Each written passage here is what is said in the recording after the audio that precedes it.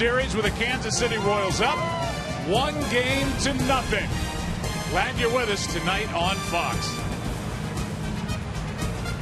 And now welcome inside the broadcast booth, everybody. I'm Joe Buck. Harold Reynolds and Tom Verducci are both coming right up. Well, the guys just talked about it. Last night was nuts. I mean, just crazy. Game 1 of the World Series was the longest Game 1 ever played in the 111 World Series that we've seen. Well, we haven't seen all of them, but, you know, you get my drift. As we look back to last night, we saw an inside-the-park home run that started the night. We saw tremendous relief pitching. And we saw a Kansas City Royals team do last night what they've done really the entire postseason. They just don't quit. We'll have more on that in a second. But I start over here to my right, and I want to talk to you about the Mets and about the guy going tonight, Jacob DeGrom, the perfect man on the mound for New York. Well, he really is. I mean, last year's Rookie of the Year, he came on, just took over like gangbusters, and deserved the Rookie of the Year. But when you think about Jacob DeGrom, what do you think about?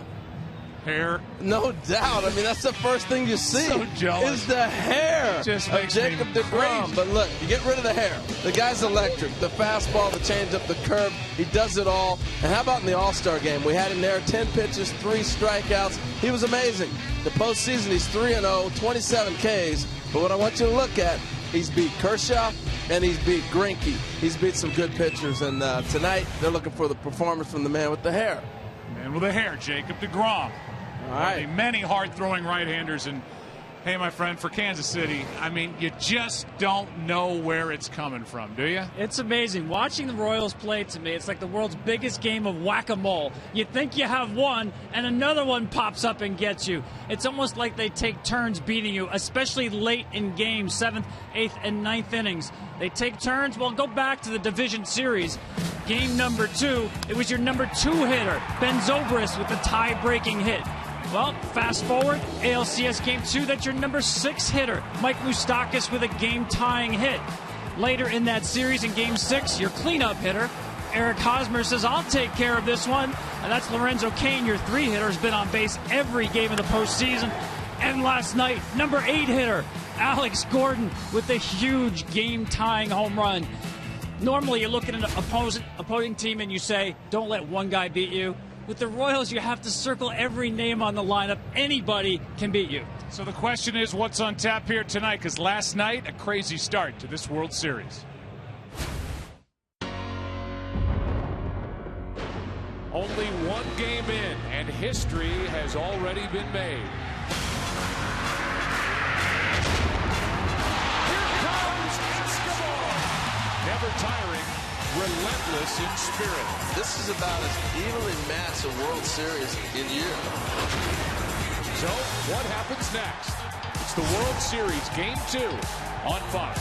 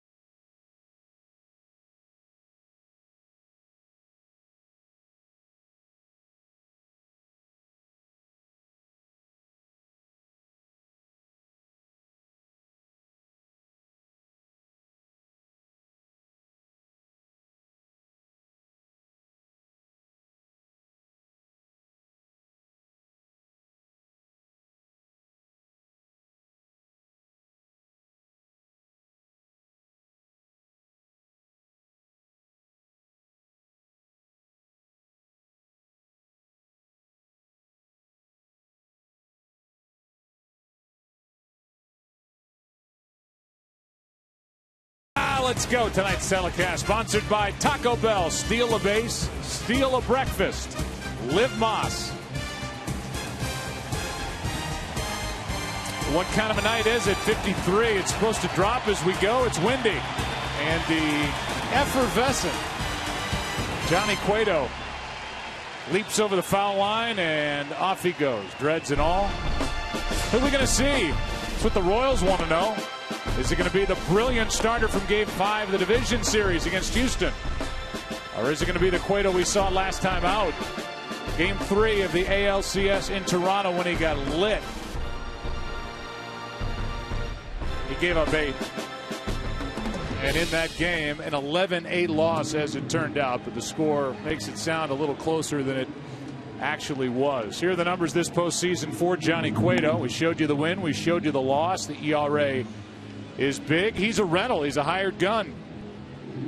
Royals paid a big price to get him, to bring him here from the Cincinnati Reds. And the question is, will he shoot blanks tonight, or will he do his job and pitch well against this lineup? Granderson, David Wright, Daniel Murphy, the top 3 in the middle. Cespedes, Duda, d'Arnaud. And on the back end of that lineup, it's Conforto, the DH. Flores and Lagares gets the start, batting 9th, playing center. And his at-bat, his first at-bat last night, according to Terry Collins, his manager, earned him the start here in Game 2. And Joe, if you're looking for early clues on Cueto, check the velocity. If it's 91, 92, he's in trouble. Should be up 93, 94. The other telltale sign, time between pitches. If he's off the back of the mound, that means he's not feeling good about his stuff.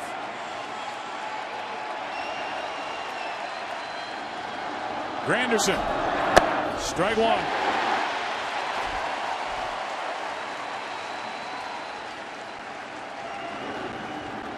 That baseball taken out of play. Granderson last night 1 for 5, went deep. Rolls one to the right side. Race to the bag. Cueto wins it. 1 out. Hosmer feeds Cueto with David Wright coming up. Look at the defense. You do it, Harold. You played defense in the big league. Go. Yeah, you know what I like about their defense? Hey, last night we saw the error from Hosmer. But only 2 errors this postseason from this club. They catch it, and everywhere across the board, you could contend that they've all, at some time in their career, battled for a Gold Glove. They're that good. Good job. Thanks, sir. David Wright now had 2 hits last night in 7 at-bats. In that 5-hour, 9-minute, 14-inning affair won by Kansas City. Strike 1. You can. Go ahead. No. I was going to say, you can already see the adjustment Cueto's making when you look at Perez, how he's setting up. Look how he's getting down. That's up the middle. Great positioning. Zobrist long throw. 2 out. Look at him, how low he's getting. And the problem's been great placement position, as you said. But the problem that Cueto had earlier in the summer was that Perez is so big, but he wants the ball down low. After having Pena catch him all this time in Cincinnati with the low frame getting down low, he's leaving balls up. Tonight, over-exaggerated, get the leg out, get way down. He did a nice job of Granderson and a nice job right there. Now it's Daniel Murphy. Ball 1 inside. I showed you the graphic. I'll say it so you can hear it. For coverage of this game in Spanish, please tune to Fox Deportes. Murphy last night, another 2-hit game. That's a strike. And that was the first quick pitch of the night. He will vary his mechanics and delivery. If you haven't seen Johnny Cueto pitch, he'll spin around, he'll freeze, he'll pause, and sometimes he'll just take a short stride and come right at you.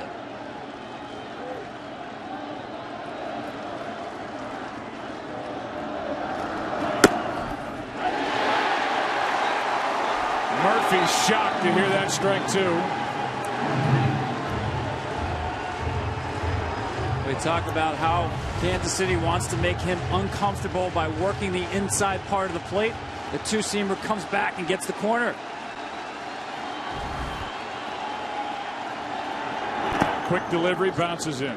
Yeah, those orchestrations, the quick deliveries, the shimmy shakes, the delays, shouldn't bother the Mets lineup that much. Really, Lucas Duda is the only one with a major timing mechanism, high leg kick. Most of these Mets hitters get set very early.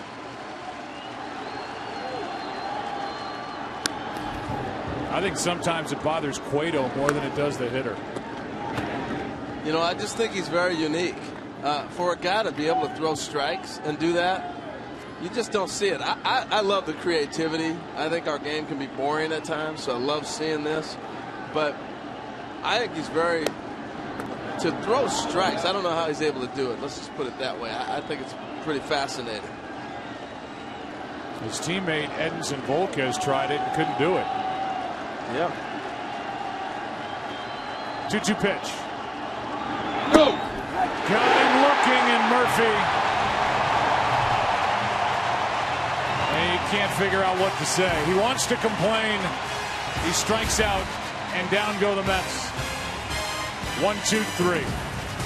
To the mound is Jacob DeGrom. Half inning in the books in Game 2, no score.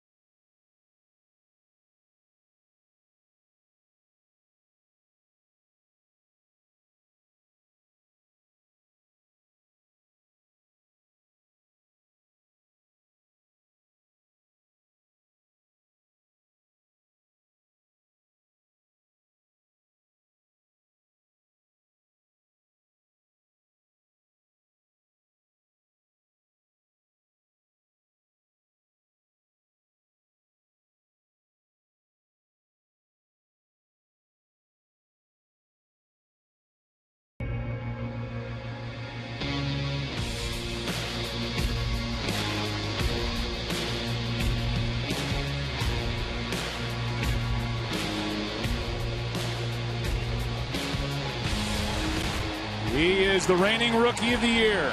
27-year-old right-hander Jacob DeGrom will face these three to start it. Escobar, Zobrist, and Lorenzo Cain. In the middle, same look. Hosmer, Morales, Moustakas. On the back end, 7, 8, and 9, Perez, Gordon, and Rios. We saw good velocity last night from Matt Harvey. We should see terrific velocity tonight from DeGrom. First pitch swinging into right. He does it every night, and he's now 6 for 12. Escobar leading off a ball game. And there's a science to it. When I talked to him about it, and what he's doing, he's looking for a fastball. And if you're going to throw a fastball in the zone, he's looking, he's swinging. He said, I'm not going to swing at a slider or a curveball unless it's somewhere I'm looking at, but I'm attacking a fastball. And he is. There are the numbers this postseason for DeGrom. 96 from the right-hander. Yeah, his velocity has actually played up a little bit in the postseason. The issue have been first inning fastball command issues.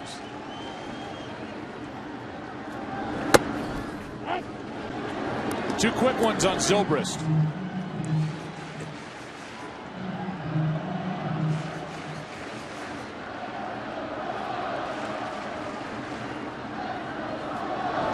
Like a lot of great pitchers, you have to get after. There's 98. DeGrom early. He's had some trouble in the first inning, then he settles in. The 1-2. 2-2. Jacob DeGrom is so good that if he was on a lot of other staffs, I'll say, with exclusion of maybe Kershaw, you're talking about this guy as your featured guy on your rotation. But because Harvey has been a guy that struck into New York so big. This is off the end of the bat. Easy for Granderson. 2 out. Tonight's telecast sponsored by Bud Light. Make the right call. Drink responsibly. And by AT&T, mobilizing your world. With the publicity that Harvey got when he burst on the scene, and rightfully earned by him, he's the guy you think about as the ace of this staff. But I tell you what, Jacob DeGrom's stuff is so good that he would carry most staffs in the big leagues and be your featured guy on 29 or 30 teams in the big leagues. That is up and in on Lorenzo Cain as he gets a whiff of that. Ball 1. This is the matchup I've most wanted to see because DeGrom to me may not throw the hardest Syndergaard does, but has the most life on his four-seamer. We all know this Royals team is the best in baseball at upper 90s velocity, turning it around. But this guy with his long stride and long release point can pitch both sides of the plate and up with the fastball. Well, Granderson to his right ties a record. And we go into the second here in the second game of this 2015 World Series. Easy doing for Jacob DeGrom after 1-0 score.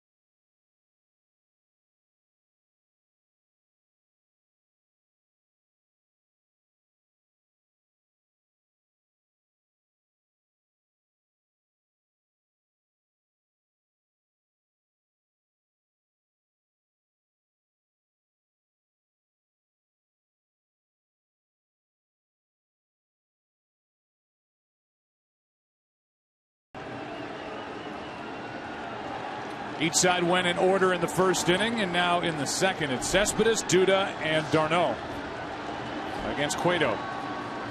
2 groundouts and a strikeout for Johnny Cueto. Strike 1.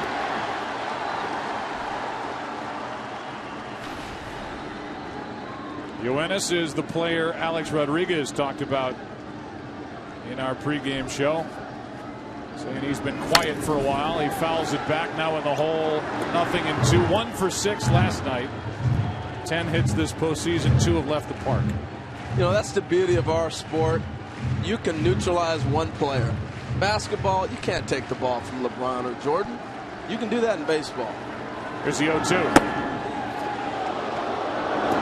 Think about all the struggles that Barry Bonds had early on. Until you get guys around you and they force them to have to give you something to hit, you may struggle for a bit if you're that guy.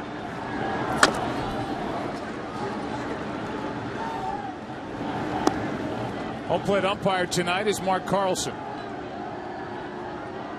Down the line to his right is Mike Winters at first. Jim Wolfe at second. Alfonso Marquez is at third. Out in left, it's Gary Cederstrom. He's the crew chief. And Bill Welke had the plate last night. He's in right tonight. And some really good early signs from Cueto. You're seeing the 93 with the 2-seamer, the comeback he got Murphy on, and that one right there ran in on Cespedes. And also working quickly between pitches.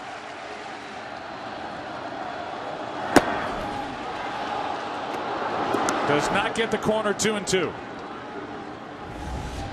He looks sharp, Tom. Look at the movement you were talking about, and the ball's down. That's a pitch you got in the first inning. You go back until the umpire says no. Now, let's understand with Cueto, about 70% of his pitchers are going to be in a very small window between 88 and 93. Does have the changeup. Their approach is wait for the ball in the middle of the plate. Different here with 2 strikes, obviously, but gear up for a very similar speed most of the time from Cueto. It's a tough task waiting for a ball in the middle in the big leagues. He does make mistakes, though, yeah. Johnny Cueto. You just can't miss him. 2-2. On a soft line to Escobar. 1 out.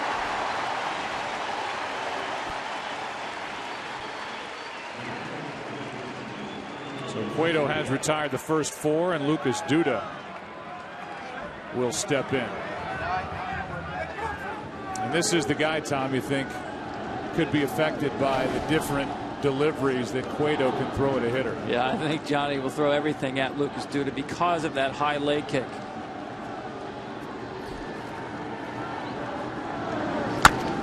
This one is to the left of Moustakas. He has no play. And hit it into a void in the shift, and Moustakas able to stop it, but it's the first hit of the night. He's already driving the Royals crazy with their defense. You know, the Royals aren't a team that really shifts a lot, and they've totally taken them out. Now, the other day, he chased Moustakas out of the left side of the infield, the right side, I should say. Now he picks on him on the left side. They may have to just straighten it up a little bit more on this guy. So 1 on 1 out. d'Arnaud is the hitter. Had a hit for an RBI last night. Strike 1.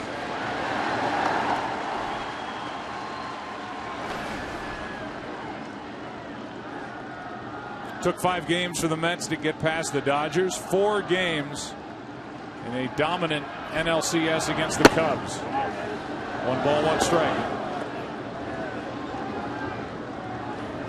So funny, I was talking to Travis around the cage, and I said, hey, how you feeling after catching all those innings last night? He goes, oh, I feel good. I'm ready to go.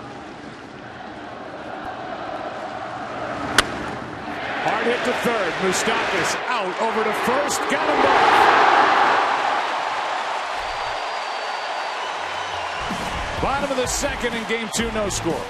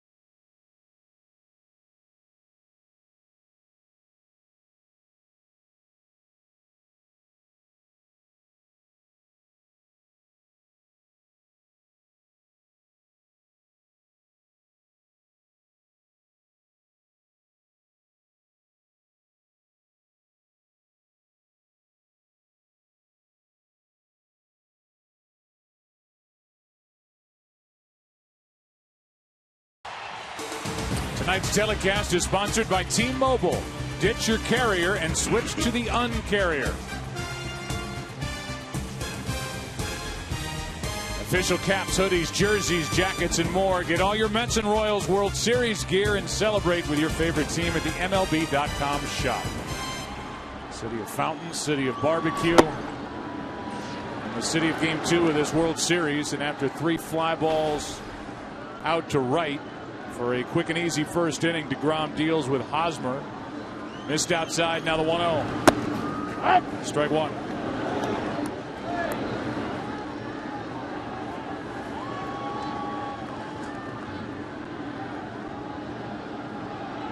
Hosmer just 1 for 22 this postseason with nobody on base. Great pitch right there. Hosmer talked about he loves to get those long arms extended. Need to pitch him in. Not comfortable with the ball in, especially with DeGrom's velocity. It's a great place for Jacob DeGrom to live against Eric Hosmer. Trying to get something started here in the second. On the outside corner, struck him out. And the first strikeout for DeGrom. When you can drop that slider right there on the outside half after throwing that fastball that he threw, you're on. It's going to be a tough night. So now he's opening up both sides of the plate and being able to really take away what you're thinking about attacking him with, giving him one side of the plate or the other. Strikeouts have piled up this postseason. First 3 postseason starts for DeGrom. He's struck out 27. That's his 28th of the postseason right there.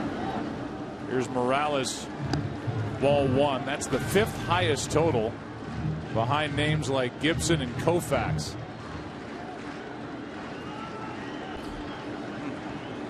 Here's a 1-0. A ball and a strike.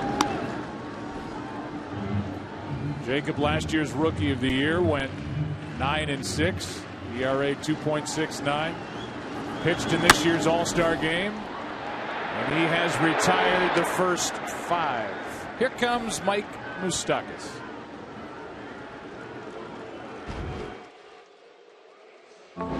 Always loved baseball when I was a kid, and loved going out there and play with my dad. And I always wanted to, make baseball my job. You know, when you get to the big leagues, your overall dream is to play in the World Series and win the World Series. He got to play in it last year. Came up a game short against the Giants. Here he is back. Serenaded here at home with 2 out, nobody on. Strike 1. You want to know how sharp Jacob DeGrom is? He's got 4 flyouts to opposite field and a strikeout and a check swing when you know you're swinging at the first pitch on Moustakas. This stuff is pretty good.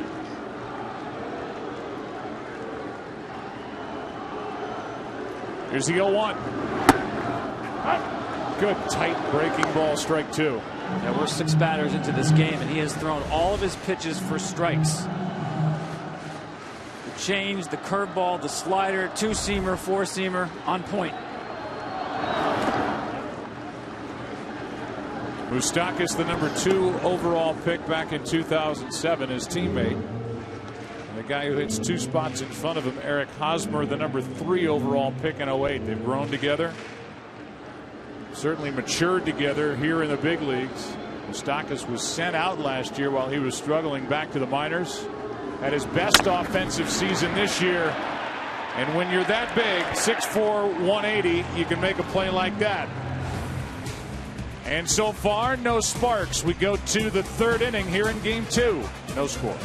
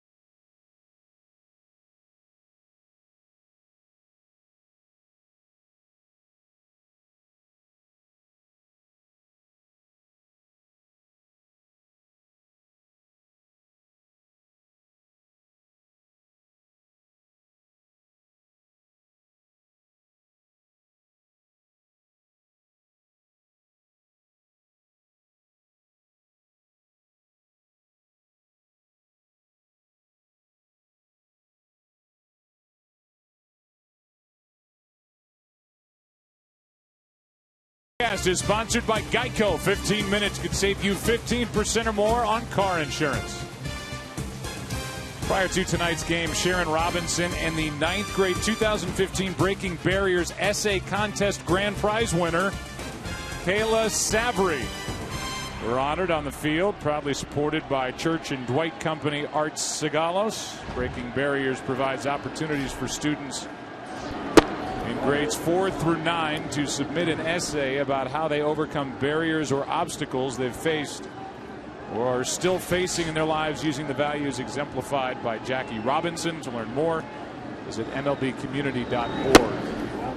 That is ball 2-0. You saw Sharon Robinson in that short video, the daughter of the great Jackie and the great Rachel Robinson. There she is right there. Continue to keep her father's legacy alive with breaking barriers. 8 points of Jackie. It's been great. There's a 2-0. That's a strike to the rookie Conforto. The string on him.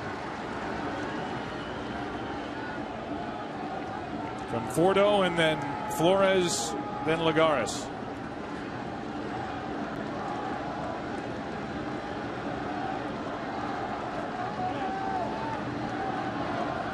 Conforto started the season in high A ball.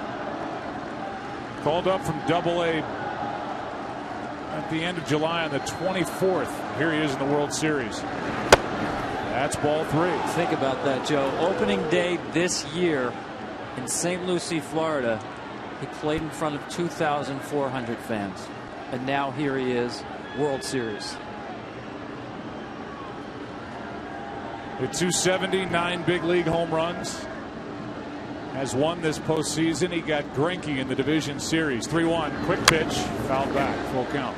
You know, he's one of 3 players to have played the Little League World Series, the College World Series when he's at Oregon State University. Point from my good friend Pat Casey. And then now he's here in the Big League World Series. So pretty impressive.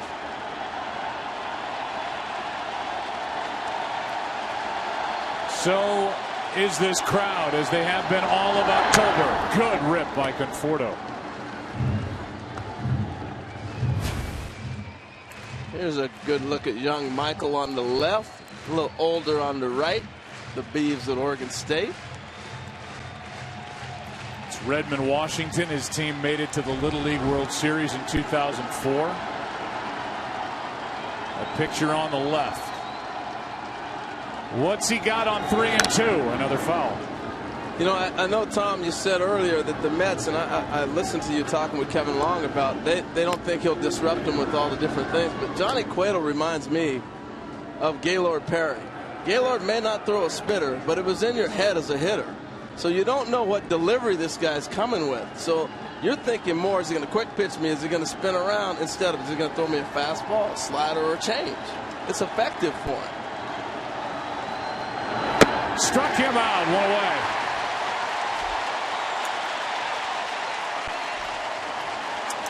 Well, this is not the Little League World Series or the College World Series. You get to a full count. Here comes the changeup, and a nasty one. Look at the run on that pitch. Top hand comes off the bat. Great arm speed. Whenever you see the hitter out front when the top hand comes off the bat, he has been fooled by the timing and the speed of the arm. Well, I like the swings that Wilmer Flores had last night. Middle infielder who hit 16 home runs during the regular season. Lost his job to Ruben Tejada as Terry Collins went with the stronger defensive player. Tejada hurt in the division series in the slide by Utley, and now it's Flores who takes strike 1. Yeah, I think Wilmer Flores is going to be he's a steal for the Mets. They almost gave him away in that trade. We talked about it a lot. Everybody's yelling, the catcher, the pitcher, and the hitter. And I think he's going to be a great big league player. You just don't have shortstops with this kind of power, and he's growing into his defense.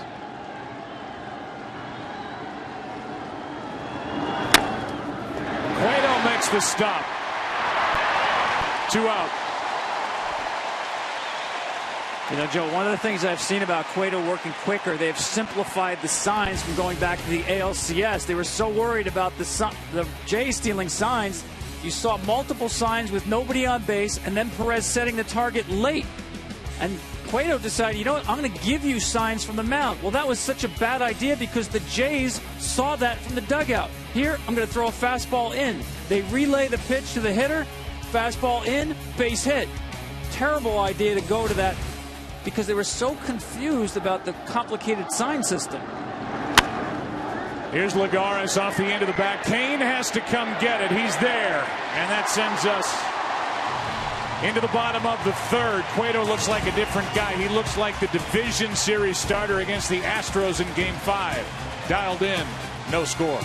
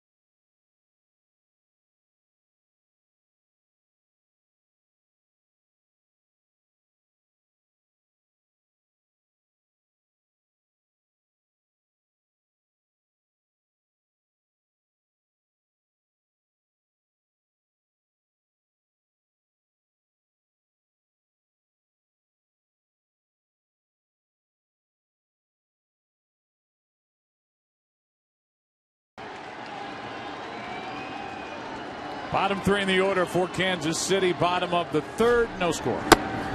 Salvador Perez takes a strike.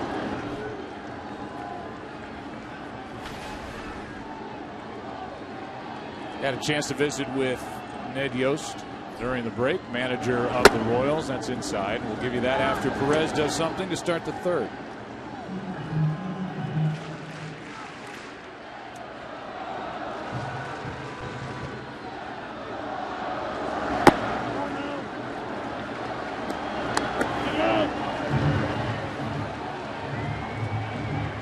We make our way through this one, realize that Salvador Perez is catching his 313th game over the last 2 years. That's the most ever in a 2-year span. And he is 25 going on 45 with the number of foul tips he takes. He is as tough as they come.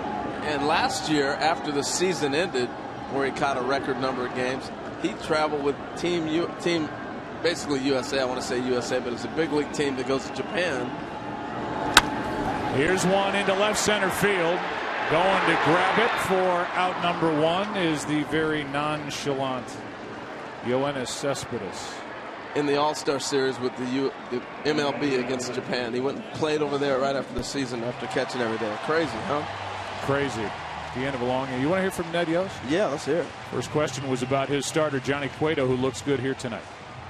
They both do. DeGrom looks great too, but Johnny's right on top of his game, changing speeds, down in the zone, commanding pitches, working the corners really, really nicely. Yeah, and as an ex-catcher yourself, talk us through what Salvador Perez is doing behind the plate. He is getting down low and giving a low target for Johnny Cueto tonight. Right. That's what Johnny prefers. When Sal first came over here, Johnny had a little trouble adjusting to Sal because Sal's such a big guy.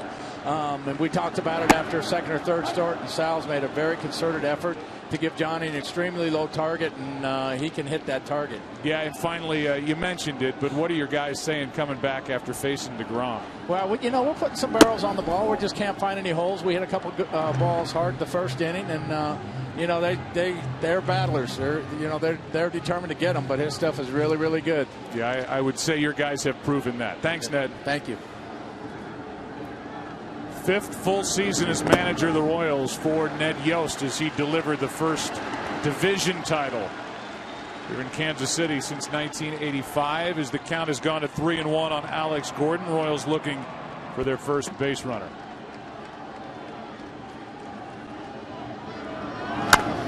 Full count.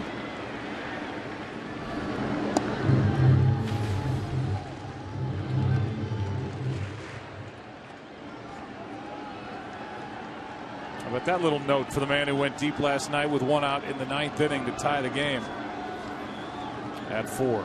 3-2. A 1-out walk.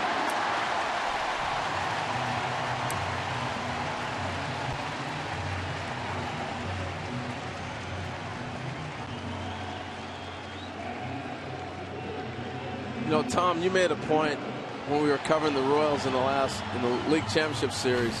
You don't know where they're at in the lineup, because these guys are so interchangeable. I thought it was such a great point because they really are. I had to ask Alex Rios today, how do you like hitting ninth? This guy's not used to hitting ninth. He's hit in the middle of a lot of different orders in the course of his career. And he said, you know what? It is strange, but just look at our lineup. I get it. Everybody is where they belong. But you look at this lineup and you can't tell top from bottom from middle. Here comes the 0-1 pitch to Rios. 1 on, 1 out. Good pitch from DeGrom. That's strike 2. Rios has had years where he's hit 24 home runs, 21 home runs, 25 home runs. Battled through injury and illness this year, so the numbers aren't there. But he is an upgrade for the Royals over a year ago. The 0-2. Got him looking on the inside corner, 2 down. Boy, that just buckled him. Saw it, but couldn't react to it. This ball stays right on the corner. You know, when you hear somebody talk about, oh, he painted that one, what happens is that's almost like a backup slider on you. You're expecting that ball to break back out, and it doesn't, and it just freezes you as a hitter. Really impressed by d'Arnaud framing this pitch, turning the hand inward to the strike zone.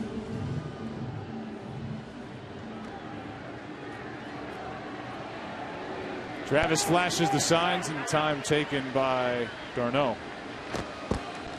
Back to the top of the order in Escobar. I was going to say, did he look up and see who was up and say, no fastball here?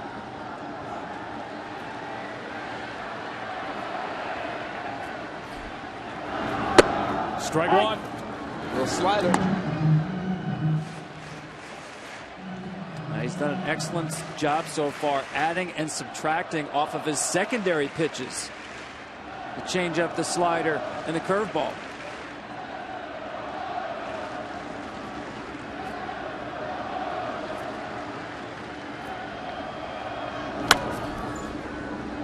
.96 from DeGrom. He can rush it up there and make it look easy doing it. I'm telling you. And that's the pitch he loves to throw with 2 strikes.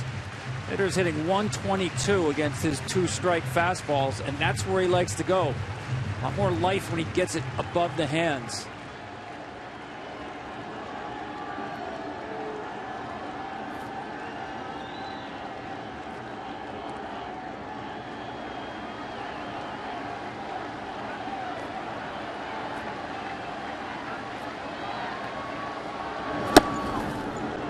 There it is. Here's the other advantage of having a guy like Alex Gordon on first with your leadoff guy leading up now with 2 outs. He may steal here and get thrown out. It's okay. You got Escobar leading off with a whole clean count next half inning. If he makes it or he hits the ball on the run, you got a chance to make some things happen. Darno's had a tough time throwing out base stealers. He was leaning, took 2 steps and got back. He was going. And I like it. It's a smart baseball play. You got Escobar in a little bit of a hole. DeGrom's dominating. Hey, take the bag. If you make it, great. If you get thrown out, we'll start the next half inning.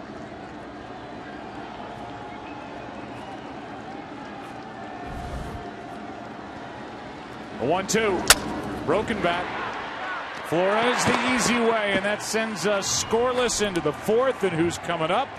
The top of the order, including the new home run hitter for the Mets, their second baseman, Daniel Murphy. No score.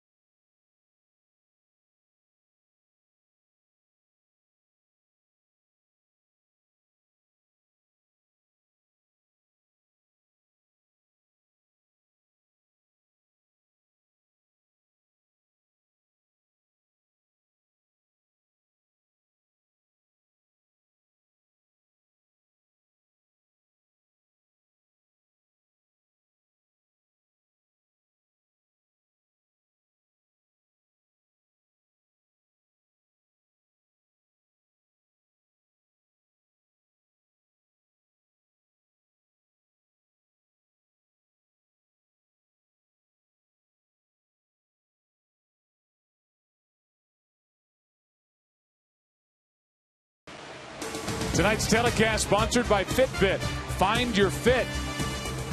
By Verizon. Better matters. And by Walmart. Walmart proudly supports our veterans. Visit greenlightavet.com to learn more. Beautiful night here on the 28th of October. Halloween just around the corner. Tomorrow, a travel day. Friday, Game 3 at Citi Field. Giordano Ventura against Noah Syndergaard. Look at that. Numbers for Cueto as he quick pitches Granderson, strike 1. Going back to that Division Series Game 5, you saw that note. He's retired 27 of the last 28 batters he's faced here at home. That was the driving force for Ned Yost designing the rotation for this series. Get Cueto in this park twice. Well, what it does, this ballpark, with it being so hard to hit home runs, it allows a pitcher to be aggressive, who at times gets tentative, knowing that a ball hit hard is really going to have to be crushed to get out of here.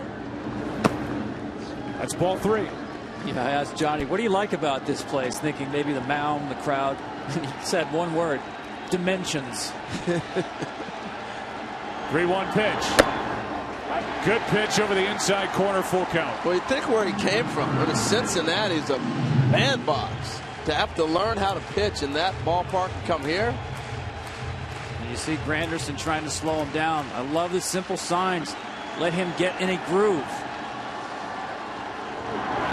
A leadoff walk to Granderson.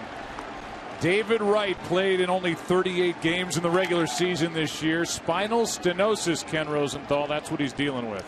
That is, Joe. And after playing 14 innings last night, I asked him how he felt this morning. He said a little stiffer than usual, but nothing crazy. Now, the key to managing his condition is maintaining hip flexibility. His back gets aggravated by rotation, extension, normal baseball movements. The more mobility that Wright has in his hips, the less strain on his back. We've seen him, even last night, with that bad back, have difficulty throwing the ball with a lot on it. He made that error in that fateful 14th that started that final rally. Yeah, remember, this is a guy who needs hours of maintenance to get himself ready for a game. And that's 5 hours after first pitch.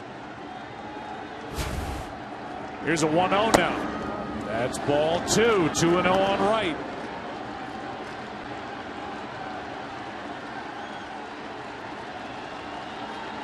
And now Cueto is the one to slow down. Got to regroup.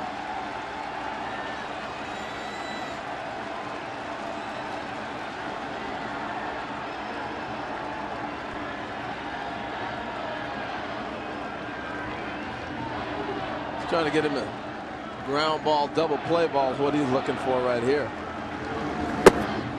That's ball 3.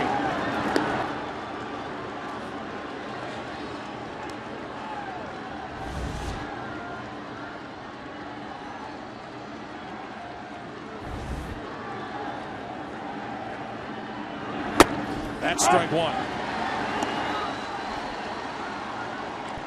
The respect of David Wright, because he can still put a charge in a ball, makes you have to really be careful with your pitches when you're down the zone with him.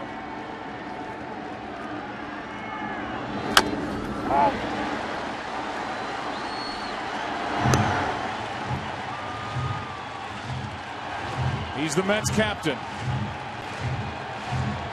The Mets need something to support Jacob DeGrom and trying now to take advantage of a leadoff walk.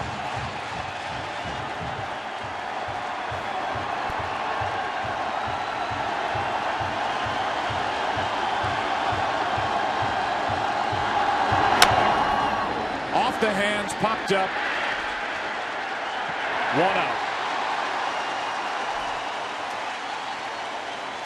Here comes Daniel Murphy. And he's a different hitter this year under hitting coach Kevin Long. Really started in spring training, made some really key adjustments. This is on the left last year, on the right, of course, this postseason. Look at the setup. Much more bend in the knee. The hands are lower, and he's much closer to home plate. How does that work in the swing? Well, the big key is getting his foot down earlier. You'll see after this with Murphy. Last year, it was get that foot down as the ball was headed towards home plate. Now look how early the foot gets down. He's ready to hit right now, as opposed to last year, he still hasn't moved. Getting the front foot down, and then look at the finish. Much more torque getting the lower half of the ball. And he almost got hit. That was the pitch I've been waiting for. Make him uncomfortable. That was the goal of Kansas City's pitchers, because he's turned the batter's box into a Murphy bed. Much too comfortable in the postseason. Sometimes there's balls that you have no idea how it missed you. Called a little invisible. I mean, that ball looked like it went right through him. Well, the Dodgers didn't make Murphy uncomfortable. The Cubs certainly did not. 7 home runs this postseason. The free agent to be, after a career high 14 throughout the regular season. He's hit 7 so far this postseason. And you saw him just spit on that changeup set up by the inside fastball. He wanted no part of that changeup at all. So you tell that guy his sign's upside down. 2-0 pitch is foul. 2-1. That's the difference of Murphy right there for me. That ball's a ball. He's asking if that ball's inside. That's a ball he would flip to the other way. Inside out, flip it the other way. The difference is now he will turn on that pitch. And anytime you get to a point in your career where you start to be able to turn on an inside pitch, your power numbers are going to go up.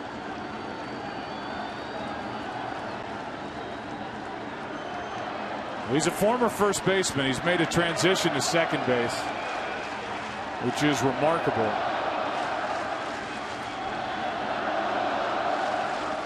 He waits for a 2-1.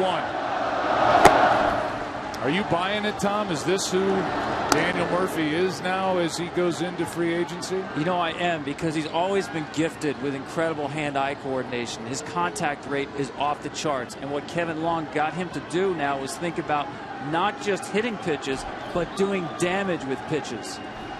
Count in his favor, and he takes a walk. 2 walks in the inning.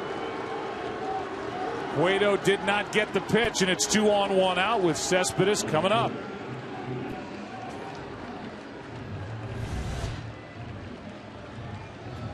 See, the zone has changed. First at bat, remember he was getting those pitches against Murphy. Murphy complained on a ball down low, struck him out on a ball up high he complained on. So now Johnny Cueto's saying, hold on, where is it? And that's all you ask, because that's how you game plan throughout the game. What are you calling? Where's it going to be? And you've seen a lot of guys asking. Even now, Cespedes is talking to the ump. As he digs in with 2 on and 1 out. Big chance here for the Mets.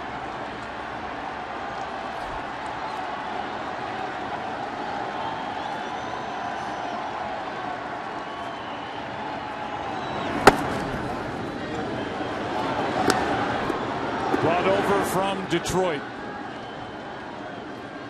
In season, took off, changed the look of this lineup. The whole thing wheels off his presence in the middle.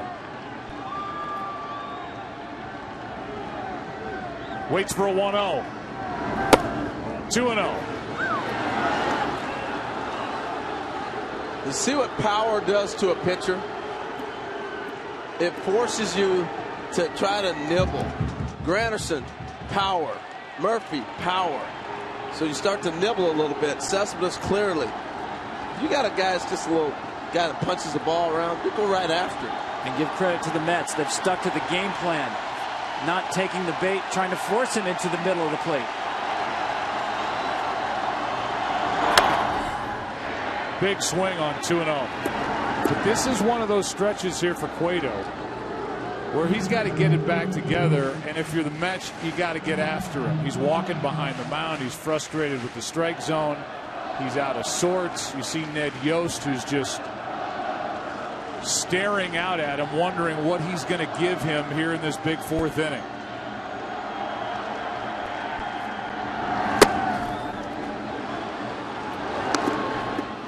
But he is out of whack, and he is frustrated out on the mound. It's Dave Island, the pitching coach. But I'm with you. The Mets have to come through. He's going to have to come to you. You've got everything working on your side right now. Pitcher struggling and up with a tight zone. 3-1 pitch to third. The step, the throw is pulling Hosmer off the bag. And instead of an inning-ending double play, it continues on the wide throw by Moustakas. And they're going to check and make sure that this isn't one they want to challenge. Hosmer didn't argue at all. It's be interesting because a lot of times you go back for the touch. You see him go back. From that angle, it's hard to tell. Ooh, no. No, he's safe. That's a good call on the first base umpire, Mike Winters, who was a crew chief on his own crew during the regular season, was right there staring at it. No review. And now Lucas Duda will be the hitter. 2 on, 2 out. You may not get that play midsummer, but because it's the postseason and Cespedes is busting down the line and you know it, you got to hurry. Oh, no, Joe. A lot of times you go back for that second touch. That might be worth a challenge. Remember, you get a second challenge, 2 challenges in postseason play. Well, I just think that's the angle. We've seen the other angles. His foot's off the bag. That's from the front. Duda takes a strike. We've had some tricky angles in this ballpark already. Remember Moustakas' home run before. I just think take a shot, though. You still have another one if you lose the challenge. It's such a high leverage spot right here. 2 on, 2 out. Duda fights it off and dumps it into left. Here comes Murphy, and the Mets strike first. 1-0 in the 4th inning of Game 2.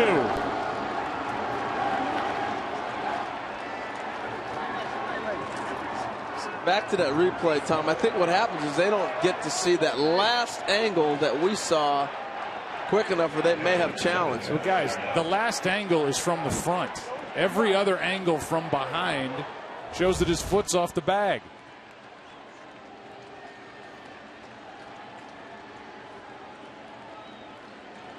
His foot's off the bag. The umpire's 5 feet from it. I mean, this one is from the front. Still, you can see his foot's coming off the bag. No challenge, and the Mets lead 1-0 here in the 4th inning. And the guy who's really doing the damage is Lucas Duda. Flipping balls the other way. Yes. 2 for 2. Hasn't hit the ball hard yet. There you go. Darno flies one into right. And the inning is over. The Royals could not turn a double play. And it's Duda, who's 2 for 2. And his single puts the Mets on top in the 4th.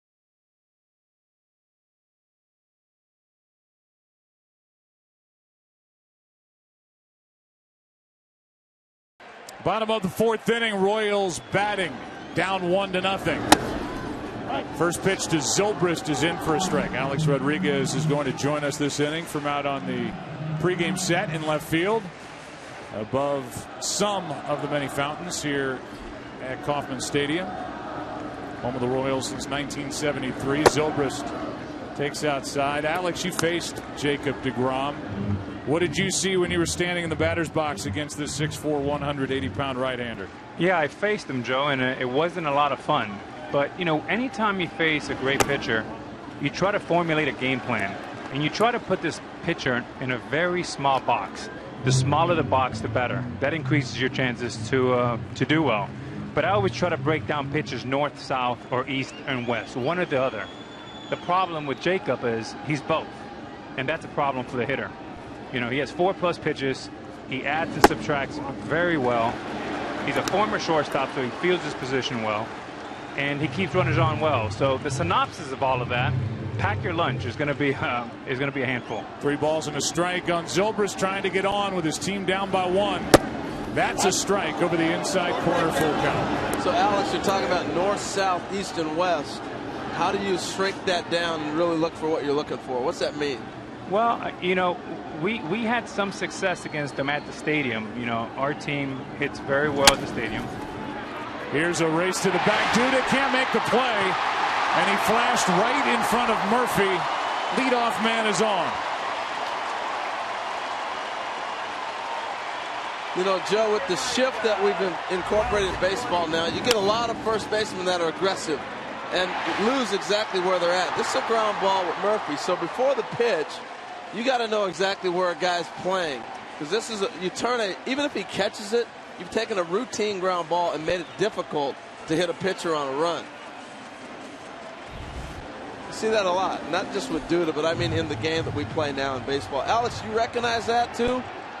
I do. It's very confusing, and I'll tell you, coming up from Little League, you're not used to having 3 infielders in one side of the diamond, and it makes it challenging. It takes a lot of hits, but it also gives you some. Here's Kane, takes a strike, and now he looks back at Mark Carlson.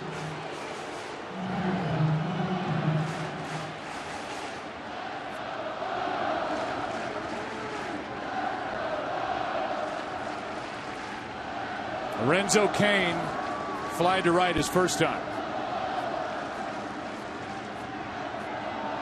DeGrom trying to pitch around an error, strike 2.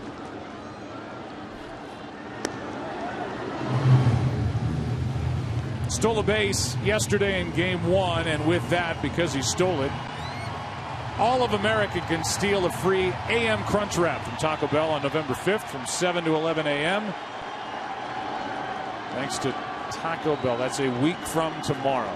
Here comes an 0-2 pitch. DeGrom has struck out 2. Still 0-2. Yeah, Alex was talking about north-south, and you see DeGrom working Kane in the northern quadrant. The four-seam fastball up. You know, Tom, it would make it so much easier for a hitter if they can just keep it in the bottom quadrant or in the north quadrant. One of the best I ever faced was Curt Schilling. He lived in all 4 of them, and it made it very tough to hit. Just look at my numbers. Here's the 0-2 pitch. That is foul. You know, it's worth talking to you, Alex, about this Royals team. We came on the air talking about you don't know where it's going to come from. This is a lineup that is relentless. It's balanced. It's good 1 through 9. It's a fun team to watch. You know, playing defense, whether you're a shortstop or a third baseman, it is a very stressful proposition, because they're going to put the ball in play. They don't strike out, and all these guys run well to first, 1 through 9. Here's an 0-2 again. Ball 1. By the way, it's starting to rain. But there is no heavy rain in the forecast from what I'm being told. Just light drizzle. Joe, one thing that I noticed with facing DeGrom this year is all these guys are 6'4", 6'5", 6'6", unlike Cueto. So when you see 95 miles an hour, it plays up to 100. A 1-2. Like that. So what is his best pitch, Alex? He has 4+ pitches, and he pitches backwards. So he's not a predictable pitcher. So just because you fight really hard to get to 2-0 or 3-1, is not guaranteed you're going to get a fastball. And you get a lot of defensive swings on hitters' counts.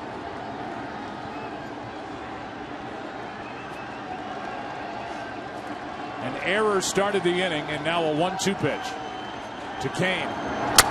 Broken bat, and that is caught by Duda. Can't turn it into a double play, 1 out. Well, Alex talked about the height. It's interesting that DeGrom, about 5 or 6 inches taller than Cueto, but look at the release height. It's the same. Now, why is that? Look at the stride of DeGrom. And you also see, pay attention to this, where the ball is coming out of his hand. That's forward from his head. With Cueto, it's about even with his head. What does that mean? Jacob DeGrom is reducing the distance between release of the ball and home plate. He's buying time from the hitter. His stride is almost a foot longer than Johnny Cueto's with that low release and the long extension. Here's one into center off the bat of Hosmer, and can't make the catch. Lagares got a glove on it. It's a base hit, 2 on, 1 out. Well, that's that tweener right there. Don't know if it's going to die and you got to dive, or you try to scoop and get underneath it. This ball looked like it was going to short hop him. It just died at the last second. Do I dive right here, or can I still get it on the run? It's interesting. Lagares is a guy who really doesn't leave his feet that often. Kind of reminds me of Devon White, the old Angels Blue Jays outfielder. So good at running balls down. Makes a lot of great catches on his feet. Well, now it's Kendrys Morales. By the way, that StatCast powered by Amazon Web Services. We showed you with a release point. Morales 0 for 1. He likes fastballs. That is a fair ball. 2 out. And the runners advance to second and third. I think that's a big out right there. You were right, Joe. See him come back with the slider on Morales. They haven't quite got him going yet. Harold, one of the impressive things about facing DeGrom this year in Yankee Stadium, all these pitchers, they have great stuff, but once they get on the mound, they're not worried about mechanics or what the fans are doing or balls and strikes. They want to go compete, and they just want to kick your butt. And you feel it when you're at the plate, and that's impressive for a young group. Here is Moustakas 0 for 1. Hit one back to DeGrom, his first time up. Could not turn the double play in the top of this inning that led to a run because of a wide throw. And now if he can get a base hit, the Royals will have their first lead of the night. Well, Alex, we saw the StatCast breakdown. Give us the hitter's view of that late life from DeGrom. Yeah, you know, Tom, it makes it even more complicated when he's from the stretch, because he's also quick to the plate. Being a former shortstop, he has really good feet, and he's very athletic and competitive. And sometimes you want to have a guy from the windup is a lot more comfortable at bat, is more predictable, and you can get your leg kick and timing in place. From the stretch, he's got a lot more control, and he can disrupt your timing. On deck is the right-handed hitting Perez. First base open. The count 2-0 on Moustakas. And an RBI last night. 3-0.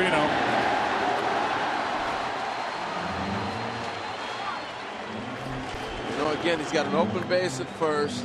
He got a right-handed hitter on the on-deck circle. And pitchers, whether you believe it or not, they look to the next hitter for ways to get out of a jam. Will Moustakas get anything to hit? Nope. Bases loaded. And you see the confidence of DeGrom. He walked in, first thing he did was throw his glove up and say, all right, give me the ball back. Now I got the guy at the plate, I want to get out. Now, does he get him out? But this is his choice of who he wanted to go after. And Perez has been swinging first pitch the entire postseason. Actually surprised he took a first pitch fastball his first time up against DeGrom. Here comes Dan Warthen, the pitching coach, out to talk after Darno started to head back to the plate. Here's what I'm talking about. Watch DeGrom. This is ball 4. Okay, no problem. Give me the ball. I'm ready to go. That, Alex was talking about body language from a pitcher. You notice that as a hitter. You notice that, Al? Yeah. Can you hear me, Harold? Gotcha. Yeah, I mean, that's exactly what I'm talking about. These guys are competitive.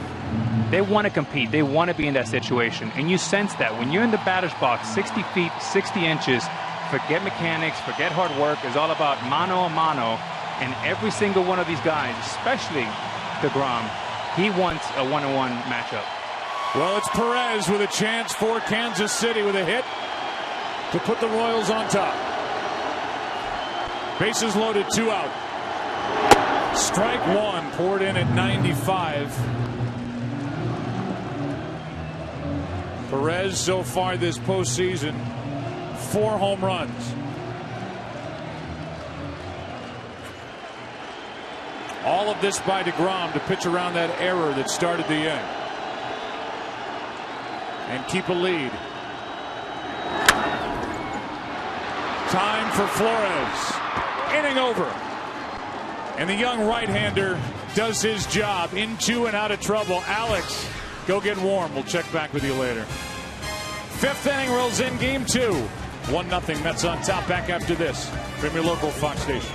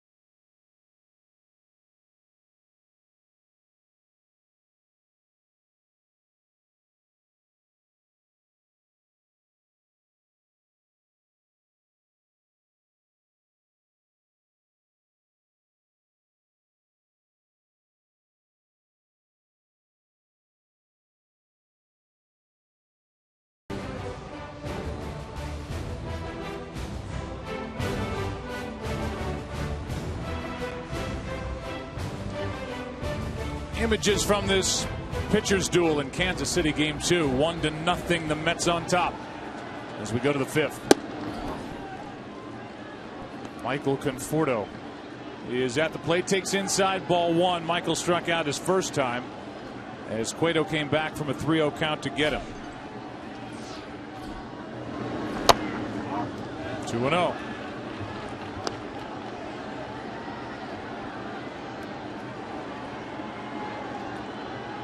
Give you our visit with Terry Collins after the first out here in the 5th, which is right around the corner.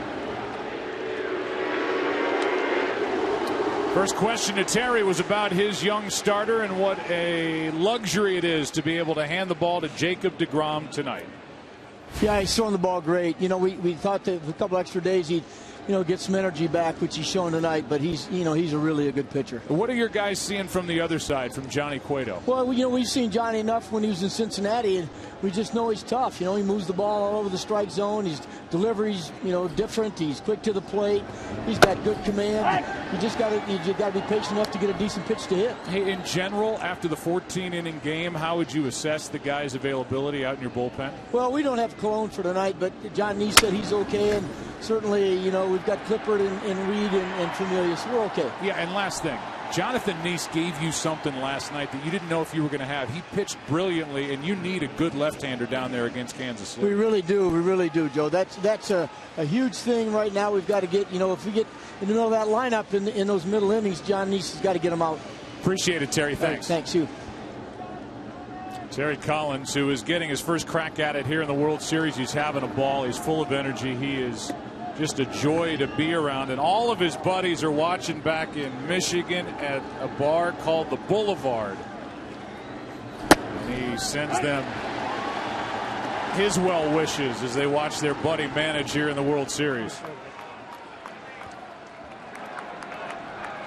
2 out, nobody on. Lagares, the number 9 hitter, flat out to center his first time. 1 ball, 1 strike. Watching Terry last night, teams lined up for introductions, game 1 of the World Series. I thought about what Joe Torre said back in '96, his first World Series after waiting his entire professional career. And it was Yogi Berra, the late great Yogi Berra, who told him, Joe, you will not understand until you get out in that field what it means. No other games are going on, and you finally made it. Well, that moment arrived last night for Terry Collins. And he did talk about the emotions of that moment. He looked in the stands to try to find his sister, could not find her in the big crowd. But he said, yeah, it brought me back to my first day managing the big leagues for the Astros. Lagares into left center off the end of the bat. Late break by Kane, but he can close with the best of them. And we are halfway through game number 2 with the Mets on top behind their young right-hander DeGrom. Fun game here in Kansas City yet again.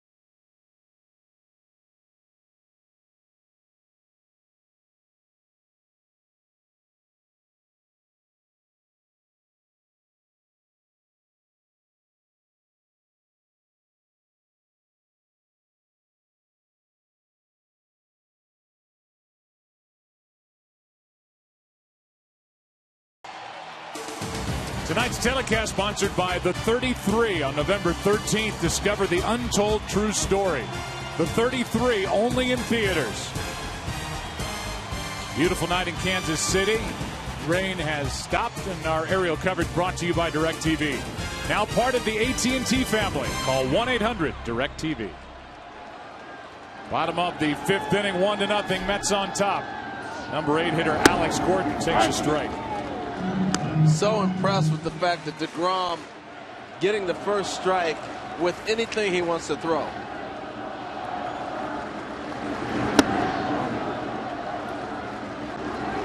One ball, one strike.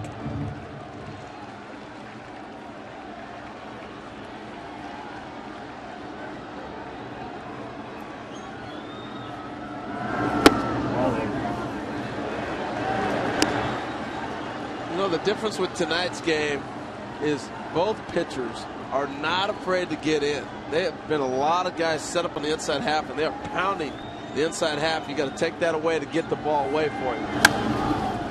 Go inside, set up outside. Gordon fouls it away, 2-2.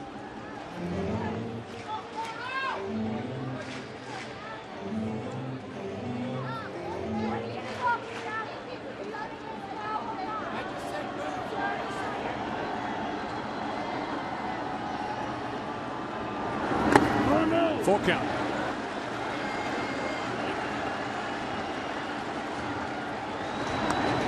Two teams meeting in this World Series. Payrolls about 115 to 120 million.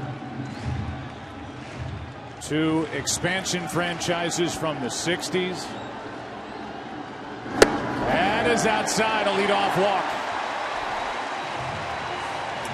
More on the Royals, down to Aaron. Well, when we all left the ballpark this morning, we all just said, wow. And I was asking a lot of guys from the Royals sideline, how much sleep did you get last night? Ned Yost said, I fell asleep around 4:30, got up at 6:30. Alex Gordon said, I have kids, so I was in bed at 3, woke up at 7. And I asked Alex, while he was laying there, what was he thinking about? His home run, the pitching that we saw, some of the great base stealing. And he said, no, I was just thinking about over and over how this team doesn't stop. They just fight back. And Joe, I thought the best part was sitting with Ned Yost today and you saying to him, it's just no fluke how these guys fight. And he said, not at all. Well, it's just happened too many times in the postseason after the leadoff walk. I mean, it's happened throughout this year. We saw it certainly even dating back, guys, last year to the play-in game in the wild card game against the Oakland A's. And maybe they were alerting the world as they came back against the A's that they were for real, and boy, they seem to prove it every night. They do, and especially late in games. So far, they've outscored teams 37-11 after the 6th inning. Right here, this is a difficult spot for DeGrom here in the 5th, falling behind. Rios, 1 ball, 1 strike. Well, I just wish other teams in baseball would take note as to how the Royals have gone about it. It is aggressive baseball. The way you're supposed to hit, you're taking it away from the pitcher. I'm not trying to drive up your pitch count. I'm going to knock you out of the game. So DeGrom's had to start every batter knowing they're going to jump on that hitter with a changeup. Ball 1. Now you're sitting 1-0. Or he might throw it for a strike, but you take it to him, not him taking it to you. And that's what we've watched with the Royals. That's the way the game was meant to be played. And I know we've got into this 100-pitch thing. We're going to drive it up. But not when guys are throwing 95 with nasty stuff. You find yourself 0-2 if you get a gift pitch. 1 ball, 1 strike on Rio. Struck out his first time. That's a base hit into left. And it's the bottom of the order with a walk and a single. Back to the top. Escobar coming up.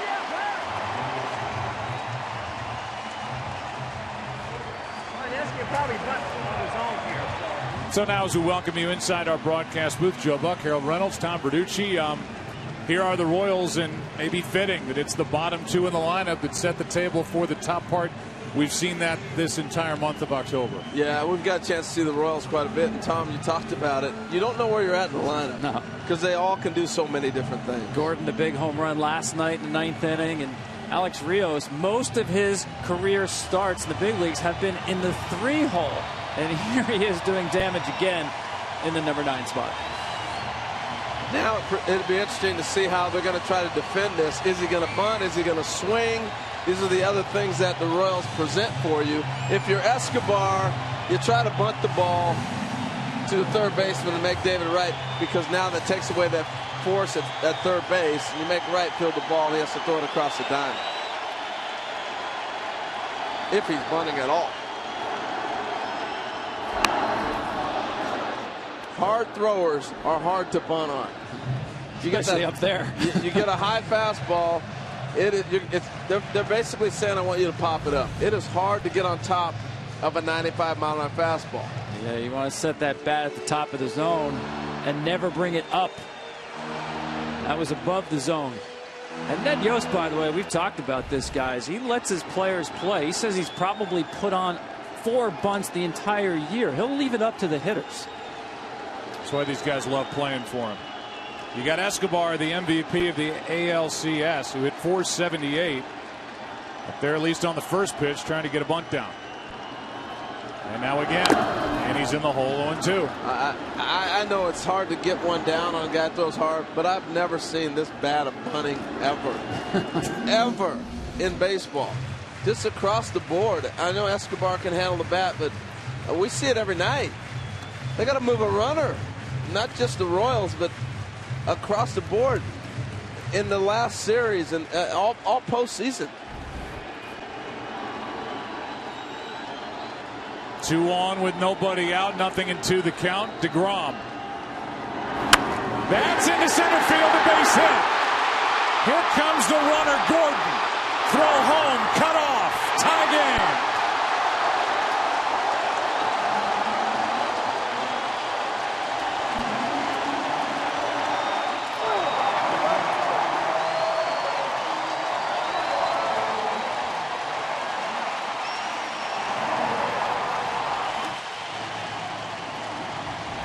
Rare mistake by DeGrom. Went to an 0-2 slider and left it up over the middle. We've seen him elevate the fastball 0-2. Not there. It's almost like a broken record, though, Joe. They don't strike out. They continue to just put pressure on you by putting the ball in play.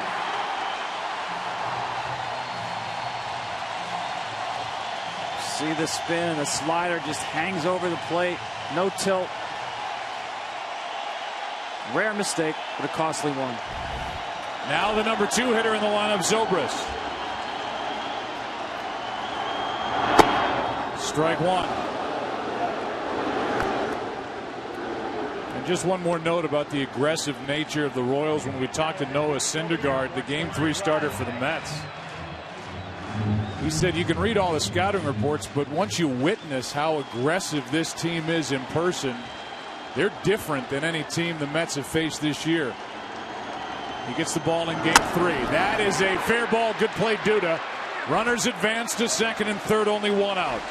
I like how Lucas Duda surrounded that ball and really kept it. If he dives and kicks it away from him, it goes down the corner. He really circled this to make sure his body was going to stay in front of this ball. Watch him circle it and come around and keep that thing in front of him. He doesn't have to play anywhere else. But the nature in which he went around it, if he kicks that forward, it still keeps it in front of him and doesn't go down the line. It's a nice play. Now it's second and third with 1 out, and the batter is Kane. And Jonathan Neese is up, the left-hander. And we just heard Terry Collins talk about for the Mets in their pen.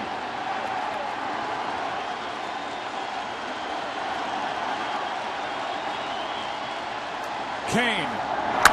Strike 1. Saw Terry Collins. He was motioning to Lucas Duda to bring him in a little more at first base.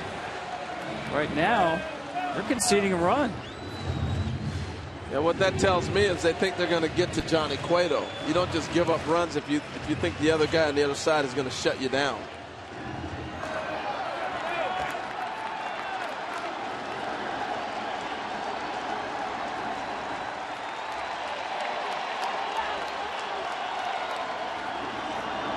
Strike 2. We talk about strikeouts. That was certainly the case for the Mets starters the first 2 rounds of the postseason. coming into tonight. 71 strikeouts in 60 1/3 innings. But last night, Matt Harvey, their #1 starter, only 2 strikeouts. Just 2 tonight for Jacob DeGrom. And this is the ultimate spot where you need a strikeout. A strikeout pitcher against a team that puts the ball in play, where an out will score a run.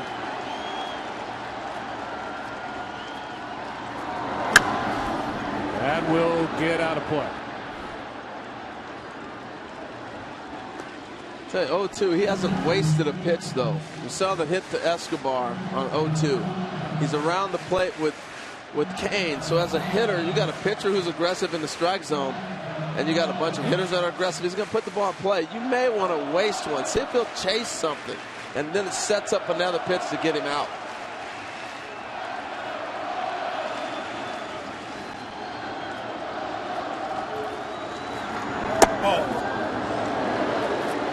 Ball 1.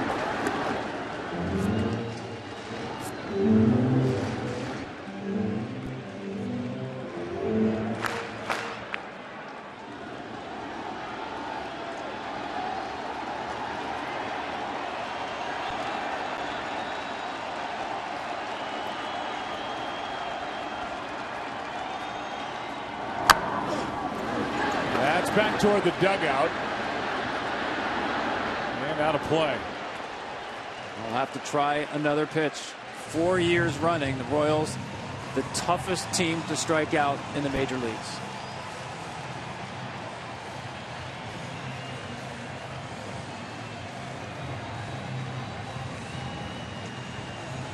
DeGrom during the regular season struck out 205 in 191 innings pitched.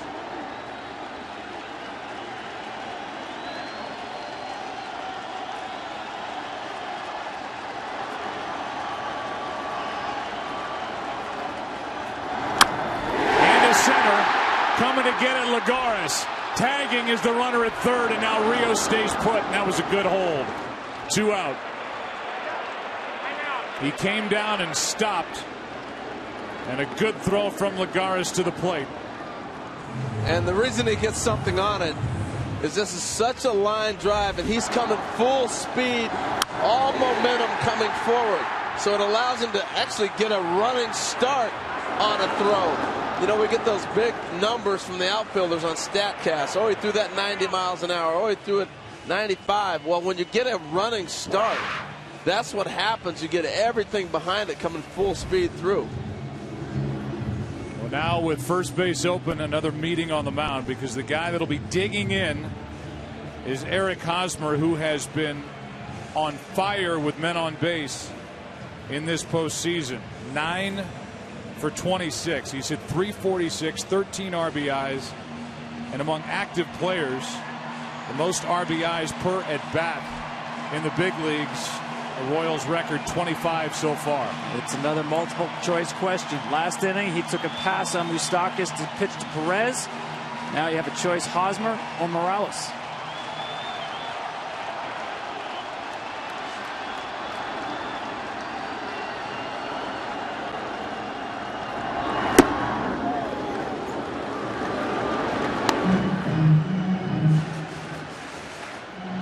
Coming into tonight, DeGrom had thrown 20 innings this postseason and struck out 27.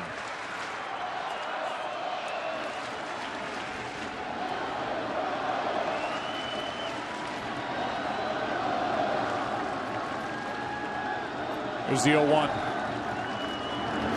That's up the middle. Base hit. Rios scores. Here comes Escobar. It's 3-1.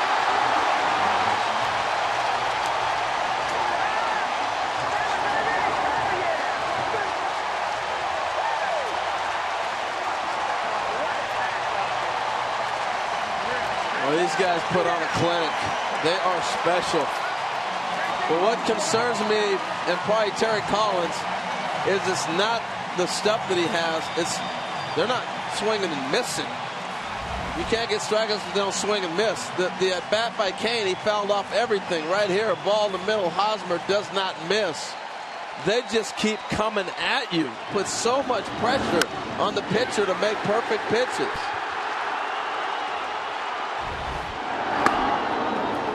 Strike one on Morales. Both strikeouts by DeGrom have been called.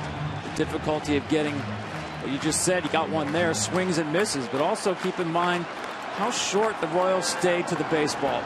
They do it with walks and singles. The 0-1. That's a base hit into right. Hosmer will go to third. Throw by Granderson. Too late. Relentless.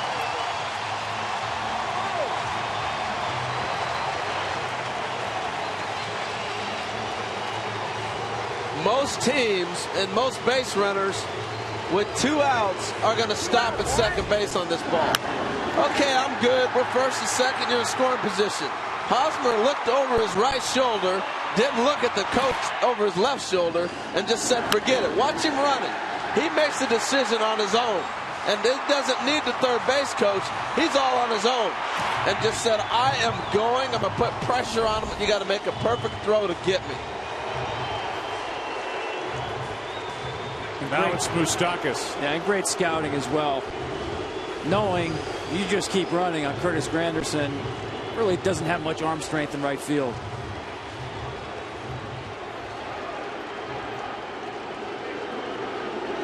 Will it stay a 2-run lead or will it be bigger?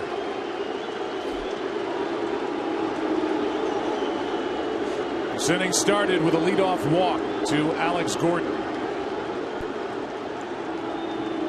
4 hits in the inning, including back-to-back hits with 2 out. Ball 1.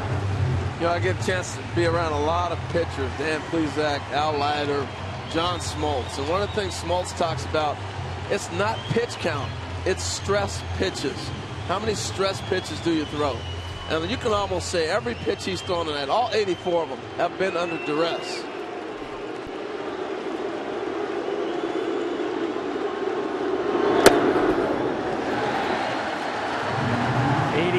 Pitches now. Only 3 times have the Royals swung and missed. Not at all on 21 2-strike pitches. Just cannot put away this Kansas City lineup.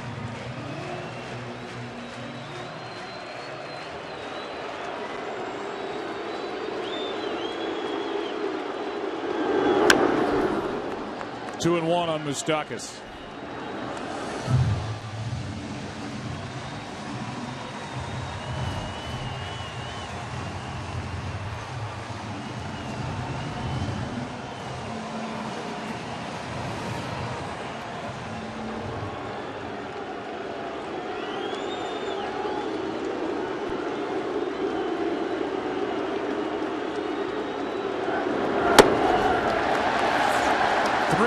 With Hosmer dancing around down the third baseline. Yeah, I don't think we're going to see Jackie Robinson in the World Series try to steal home. But it does give the thought that maybe they'll do something with the first and third play, but I doubt it with Moustakas hitting.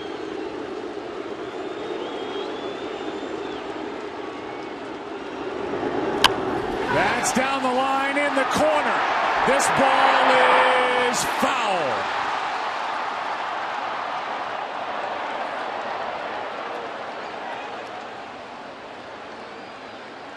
Bill Welke, the right field umpire, and the crew chief on his own crew had the plate last night, had this call, and let's see. Clearly foul off that green padding to the right of the yellow paint. And unlike the regular season, you have 6 umpires, so he's down the line already positioned and had to just turn around basically and get a real good close-up look at it.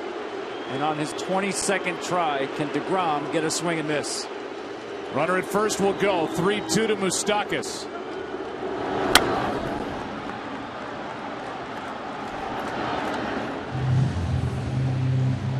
You know how hard it is to do what the Royals are doing? I mean, he's throwing, his stuff is great. That's 97 in your eyes. Again, that's a good 2-strike approach. Watch how short to the baseball. Live to see another pitch.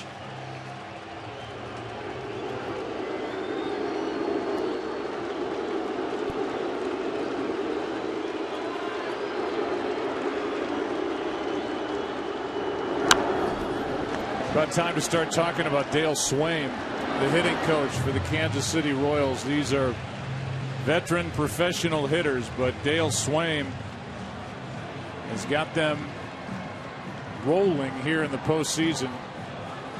Aggressive, not swinging and missing. Gritty ball player in his day.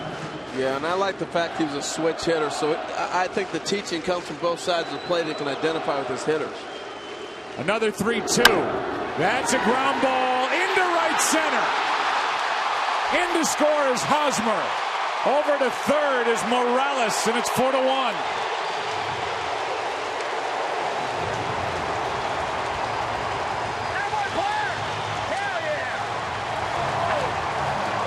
They're going to have to make a visit. They'll have to come get him. This game can get away from you real quick. I know they'd like to see him get Perez, the right-handed hitter. But you can't get too far down on these guys with that bullpen out there looming with everybody fresh. He just cannot get strike three. It's incredible. It's like you're trying to go to sleep and the faucet in the bathroom just keeps dripping. Drip, drip, drip. Make it stop. It's annoying. It just keep coming.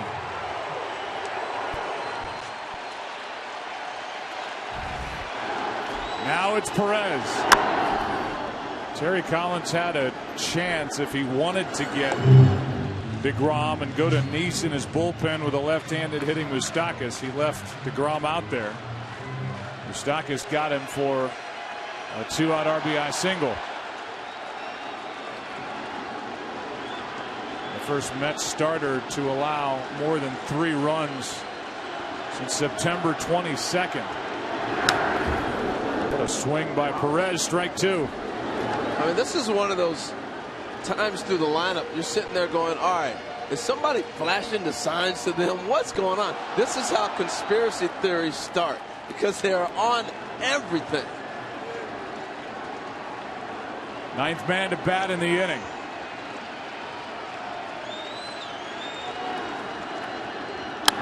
Left side, almost ate up David Wright. The inning is over. And this crowd celebrates a 4-run fifth. They keep swinging. They rarely miss. And they keep coming at you. Royals lead 1-0 and lead game 2 4-1 after 5.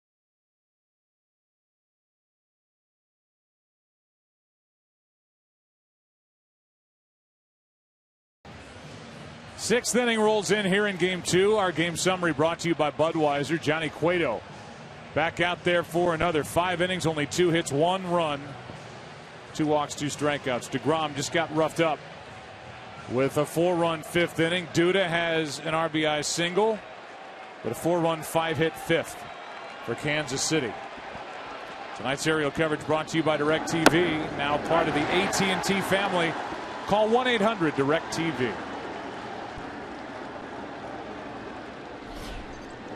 Top of the order for the Mets, it's Granderson. Took a strike and now a ball. 1 ball, 1 strike.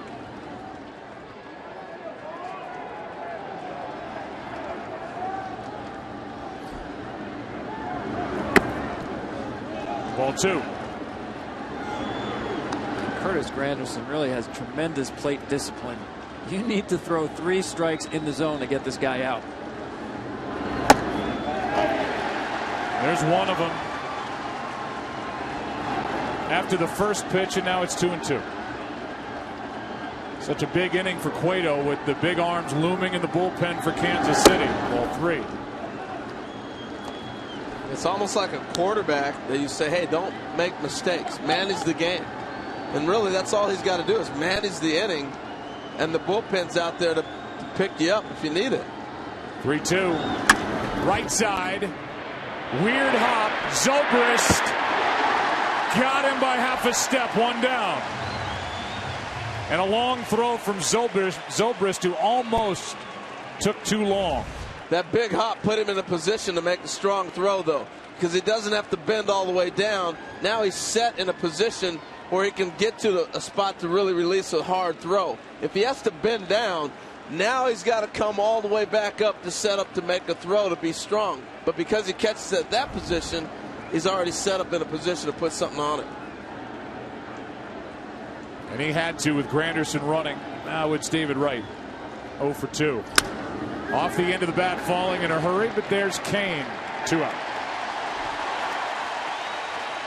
And before Daniel Murphy bats with the bases empty, tonight's telecast sponsored by MasterPass, your shortcut to priceless. By Chevrolet, find new roads. And by Indeed, how the world works.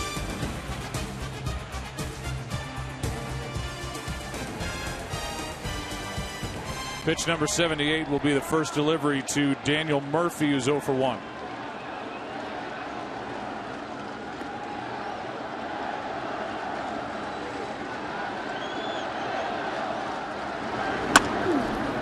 That's foul.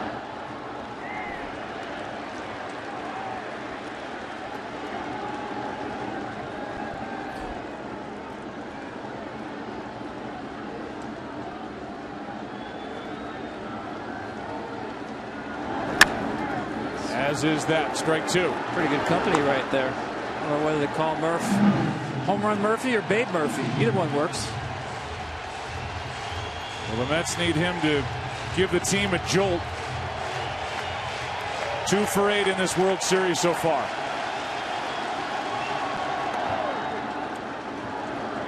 Johnny Cueto's on his game.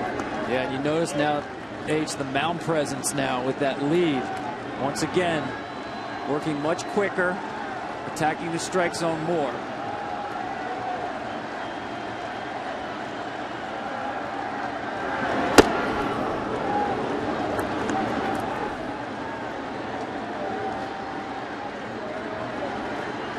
As I say that, he walks off the back of the mound. He's sitting back going, all right.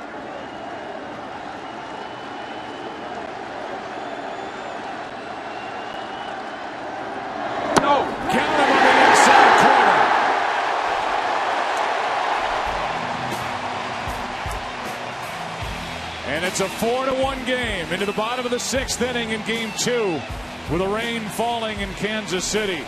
Tonight's broadcast brought to you in part by Twitter. Now there's a new way to get the best of Twitter.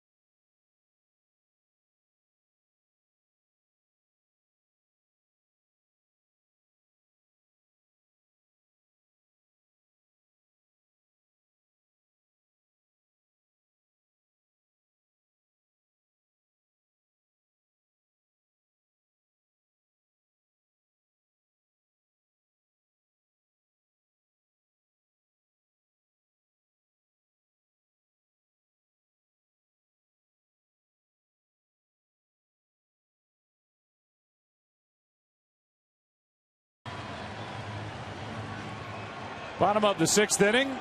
Royals batting against Hansel Robles. New pitcher for the Mets takes over for DeGrom, who goes 5, allows 4 runs on 6 hits. That's down the line, foul off the bat of Gordon, who led off that 4-run 5th with a walk. The numbers from the regular season for Robles, who's into the game with his team down by 3.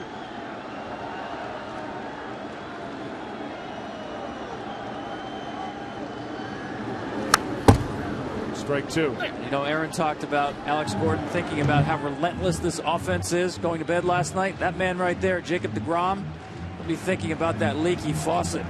Only 3 swings and misses tonight. Ties a career low. Happened against the Yankees back in April. And more importantly, 24 times he threw a pitch with 2 strikes. Not once did he get a swing and miss. Gordon hits one in the air to center. Back is Lagares, 1 down.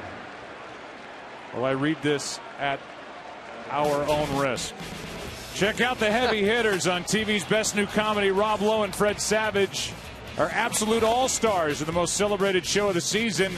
The Grinder returns all new Tuesdays after the World Series on Fox. I got into that read in that promo for the Grinder last night, and about halfway through it, boom. No power to the truck. The generator went out. And clearly, that's the curse of Rob Lowe and Fred Savage. Last night. It was so powerful it knocked out the replay in New York. People are calling that show electrifying. 1 out, nobody on, a 1-0 pitch. Nothing in 2. Rios got a hit after the walk in the 4-run 5th.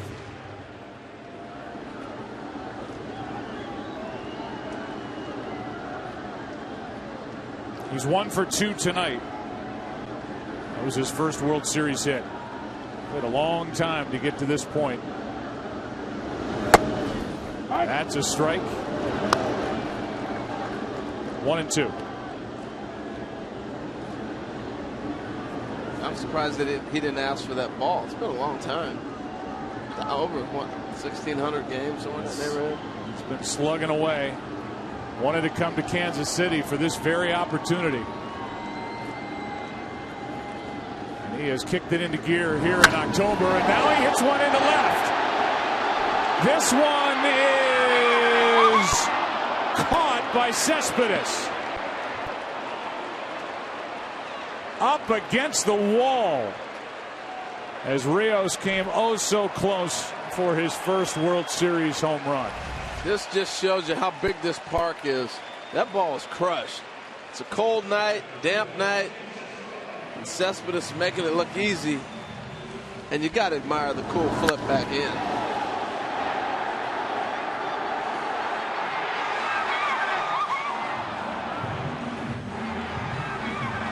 Off the bat, summer day, that ball's in the drink out there in the water fountain. Not tonight.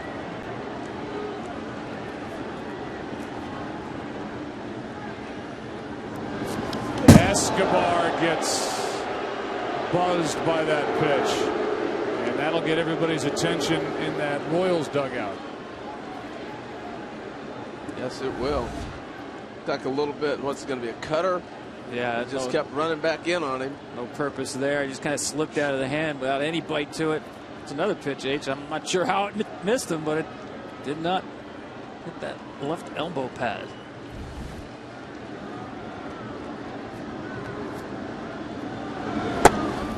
And you start to think, well, they're going to try and shake these guys up a little bit. They're up there hacking. They're not swinging and missing. Then you know, after you look at that replay, that it's a breaking ball. And if nothing else, it got the attention of Escobar, but doesn't appear intentional at all from Robles, who misses outside for ball 2, 2-1. And Robles looked like he's tough to hang in there with the right-hander. He's got a funky motion. He starts almost strides at the hitter and then brings the ball back to the outside corner. That four-seam fastball really holds its plane. It's got life. Rain picks up a little bit. That's to third. David Wright. That ends the inning. 4-1 game as we go into the 7th. Good catch by Cespedes. Here in game 2. Back after this from your local Fox station.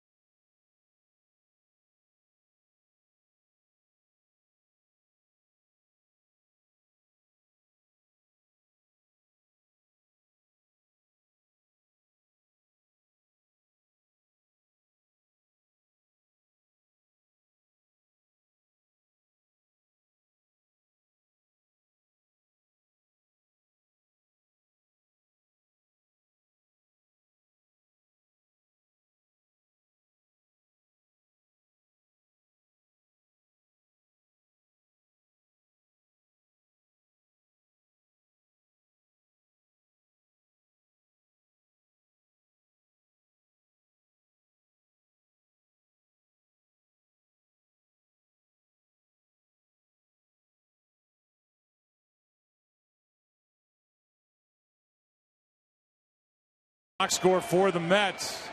Only 2 hits. They belong to Lucas Duda. Otherwise, Johnny Cueto has been in charge. A run on 2 hits leads 4-1. And he has taken this game for the Royals into the 7th. Big swing by Cespedes, strike 1.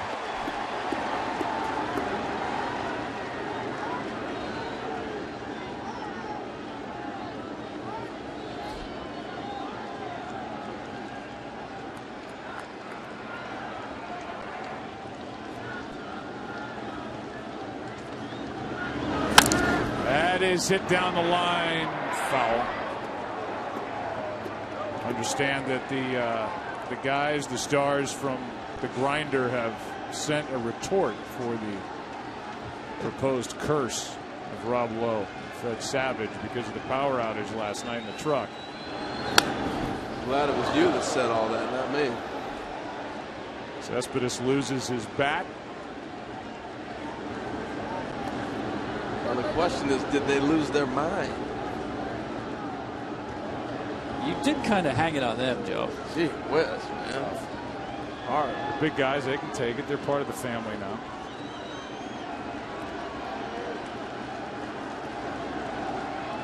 Cespedes trying to get on to start something for the Mets here in the 7th.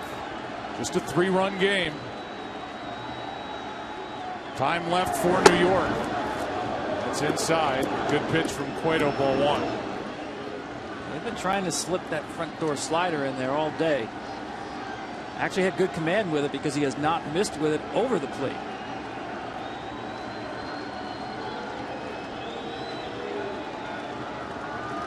Alex Rodriguez talked about the importance of Cespedes in this lineup to get hot. Not only because he's the cleanup hitter and can produce runs, but to maybe force the Royals to give better pitches to Murphy. Cespedes 0 for 3. All right. Hey, Buck. Blaming the World Series outage on the curse of Rob Lowe and Fred Savage. It's all on us. I think that's a little excessive. Yeah, how about the curse of your beard? Yeah, how about you take a little responsibility? I think the curse is on your face. But I get his choice. He's looking for a little more gravitas, a little more machismo. Yeah, but does that even work? You take a perfectly handsome face, you throw a beard on it just for a little street cred? No, it does not. Thanks, Rob and Fred. That's pretty good. And a strike on the outside corner from Johnny Cueto. So, what'd you That's think? it. That's good. That's good. There's the 0-1. That's outside. 1 ball, 1 strike. We got a 3-run game here in the 7th inning. All I know is we have potentially 5 more games to get back at them. That's inside. 2 balls and a strike. And I do know that Winnie Cooper likes a beard on a man. You're going way back there. Okay, Savage. I think you hit a nerve right there. Wow. Here's the 2-1. 2-2. Duda has 2 hits. That's it tonight for the Mets. Cueto has outpitched DeGrom.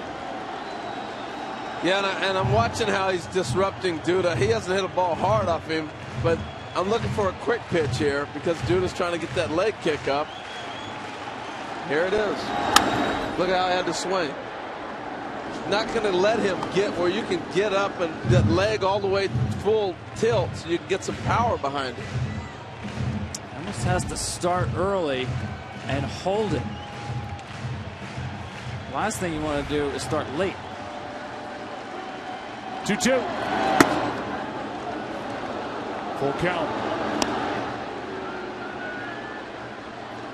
How well is Johnny Cueto pitching? The tarp is still on the pitcher's mound out in the bullpen for Kansas City. He's in his zone. That will get out of play. And let's remember, Ned Yost, he's a guy who cannot wait to get to his relief corps with good reasons, many good reasons out there. We're not used to seeing Royals pitchers in the postseason, starting pitchers on the mound in the 7th inning. Tell you what, though, after the long game last night, this is a gift. Even though everybody's available, to be able to not use them, huge advantage. 3-2. Duda hits it in the air to left. Gordon is there. 2 out. What an unpredictable, crazy year it's been in college football. Every week we see another stunning upset or a crazy finish. Tomorrow, 5th-ranked TCU will try to stay undefeated and make a strong showing in their last game before the playoff rankings are released. Should be a shootout. West Virginia against TCU tomorrow at 7 Eastern, only on FS1 and streaming live on Fox Sports Go. Darno, strike 1.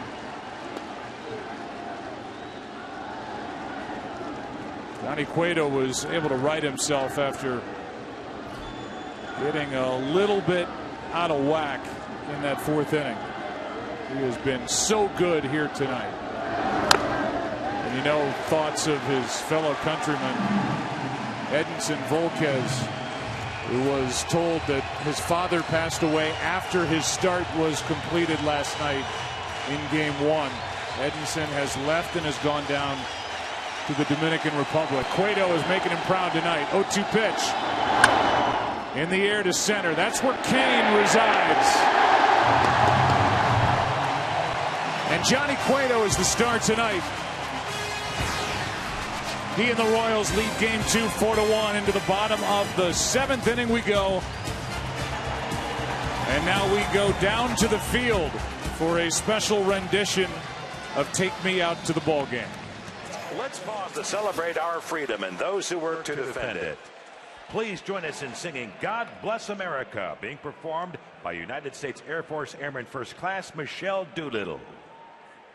God bless America, land that I love. Stand beside her and guide her through the night with the light.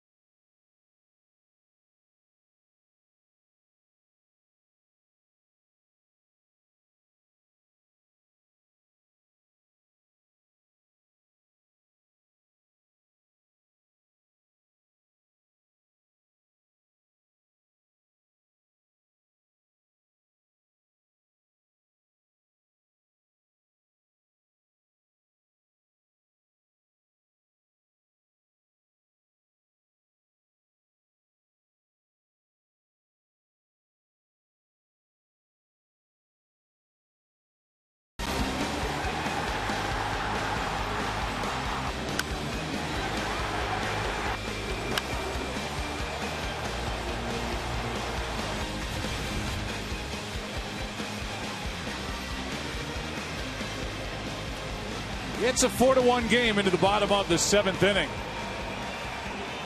And a new pitcher for the Mets, Jonathan Neese, takes over. Good, quick, quiet inning for Robles. And Neese was good last night. We talked about Jonathan with Terry Collins during the manager interview. He could really give this Mets bullpen a lift with what he can do against this Kansas City lineup with all the lefties that are in there. He fires a strike at 91 into Ben Zobrist as we start the bottom of the 7th. Yeah, and I think the interesting thing for me will just be to see how he bounces back night to night. That's always the challenge with the starter converted to the bullpen. How will he do the following day? 93, feeling pretty good right now.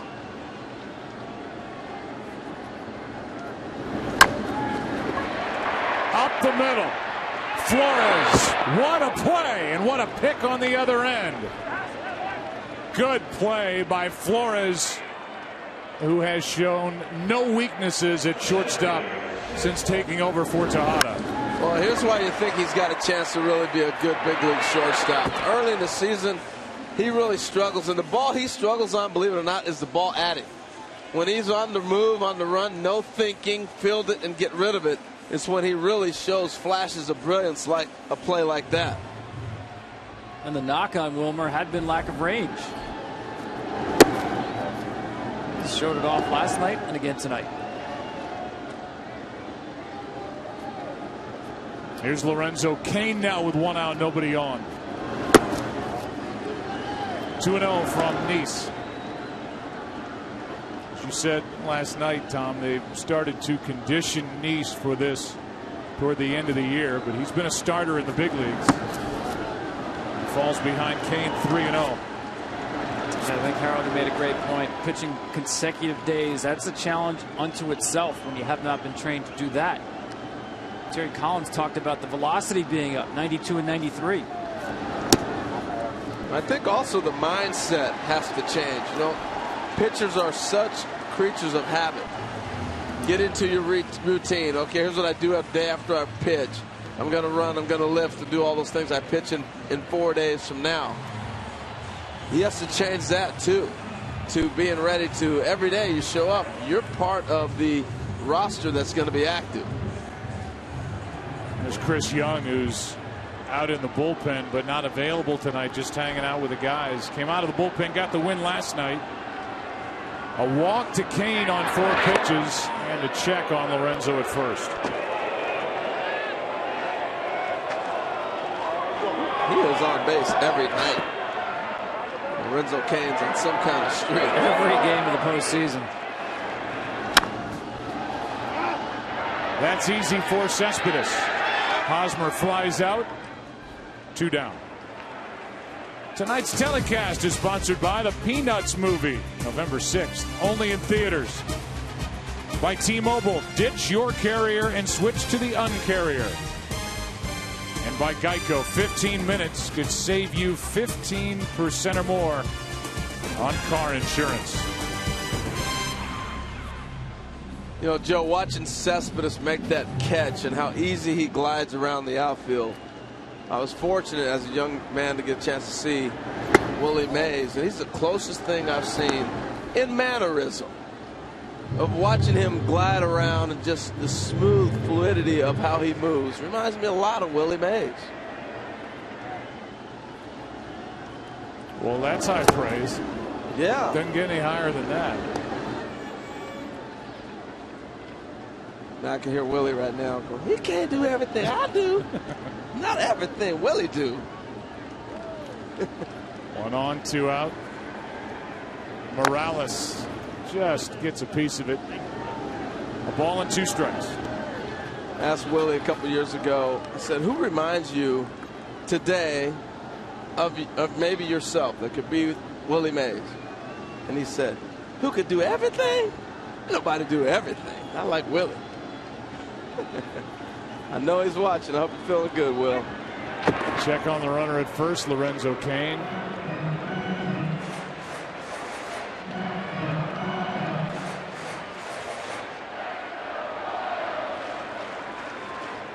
Morales waits for a 1-2 pitch. And he steps off. You know, I love the history of baseball, and particularly when you go to ballparks like this.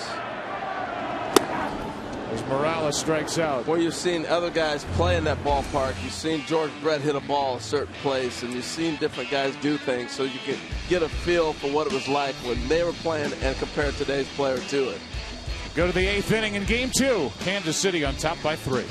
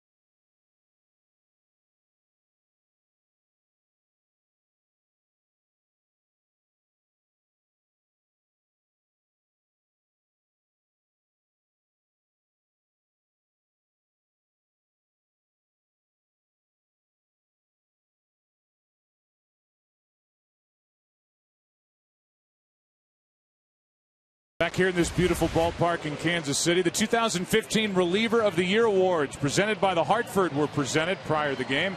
Mark Melancon of the Pirates was named the Trevor Hoffman National League Reliever of the Year, and Andrew Miller of the Yankees was named the Mariano Rivera American League Reliever of the Year. Melancon 51 saves, 2.23 ERA. Miller had 36. Some time on the DL at 2.14 ERA. Trevor Hoffman had 601 career saves. Mariano Rivera 652. And you combine that with what he did in the postseason, there's nobody that can even hold a candle to the body of work that Mariano Rivera put out there for the world to see, especially in October. No doubt about it. Trevor Hoffman's up for Hall of Fame this year. This is his 5th year, and come January we'll see where he is at. He's on the ballot. Will he get voted in or not? I guess if you got an award already after your name, you got to be That's going. pretty good on the resume. Here's a 1-1 pitch. Conforto hits one in the air to left center. Back is Kane, and just in front of the track. One down, and Johnny Cueto tonight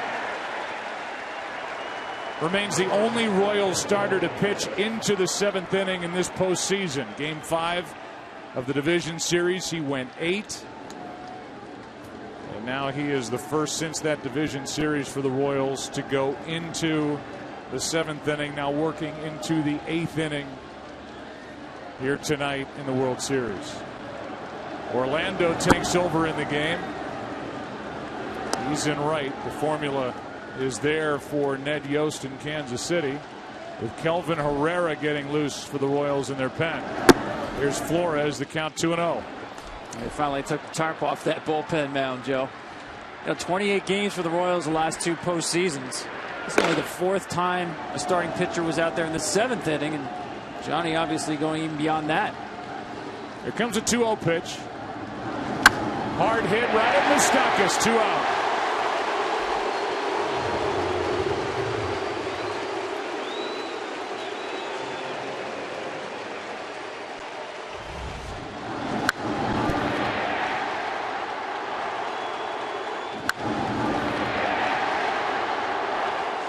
Get a sense of how quick that ball gets down there. He almost catches it like a catcher catching a fastball. Ball 1 to the number 9 man, Lagares.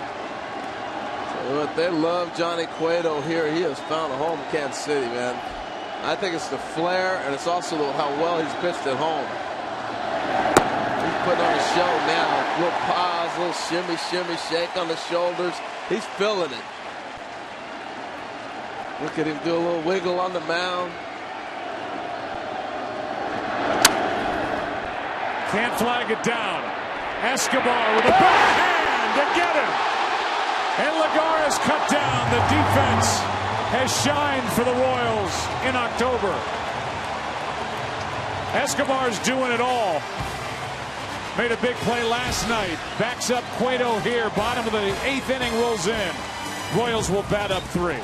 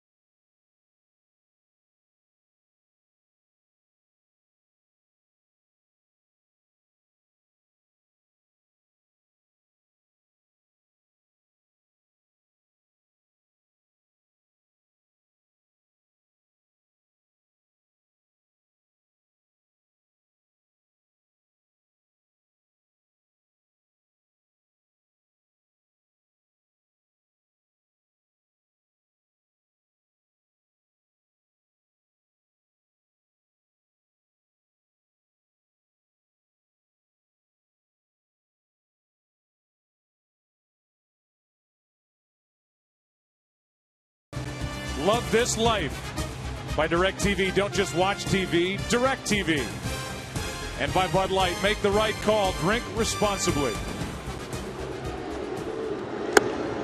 Moustakas takes a strike from Jonathan Neese. Moustakas tonight is 1 for 2 with an RBI single and a walk. That's a strike. You surprised to see Neese extended for more work? After working last night over an inning, tonight he's going to get over an inning. Well, I think the presence of Moustakas and then Gordon, 2 batters away, left-handed hitters, he wants Neese out there. He's been very efficient, Joe, in working multiple innings last night and now tonight. Perez will follow, and then, as Tom said, Gordon. Right side, under the glove of Duda into right.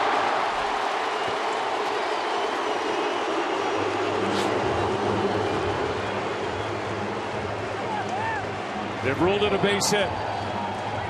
Official caps, hoodies, jerseys, jackets, and more. Get all your Mets and Royals World Series gear and celebrate with your favorite team at the MLB.com shop. I think they're having a tough time figuring out how to defend Moustakas. All of a sudden, there's nobody in right field. Usually the second baseman's sitting way out there. Remember the ball that Duda went and kicked on the air? Murphy was standing right there. Now Murphy was over. And so they weren't in the traditional shift that they've been putting in the whole time. It's a great shot. You can see the glove of Duda hit the ground prior to trying to extend it. Came up with dirt and no baseball. 2-0 on Salvador Perez.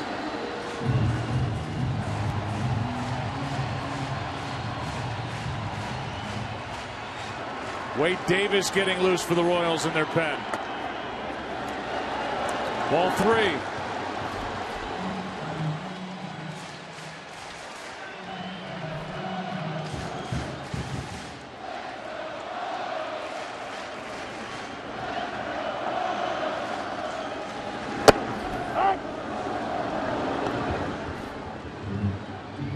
That's a strike over the inside corner.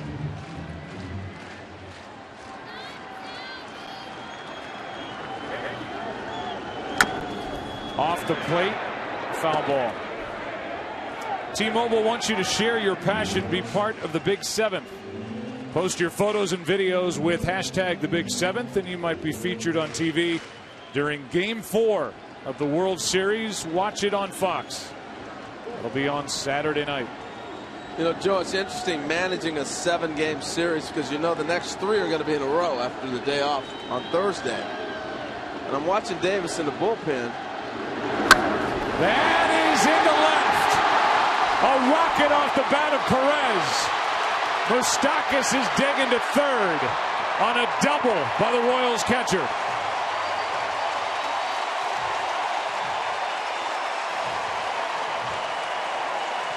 And my point being, watching Davis in the bullpen, he's not really letting it air out because if the Royals break this inning open after the double here from Perez sets him up second and third, no outs, you pull him back if you're managing the rest of the series.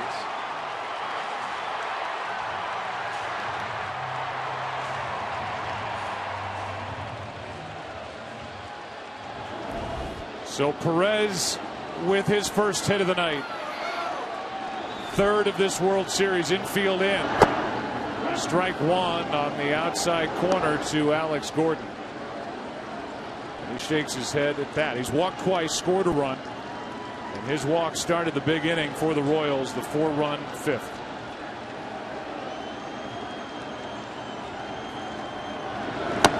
That's strike 2.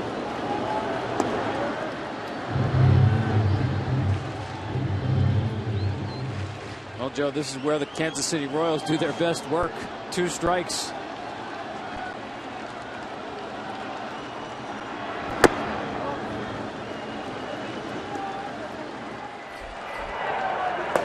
Gil Martin, the left-hander. Addison Reed, the right-hander.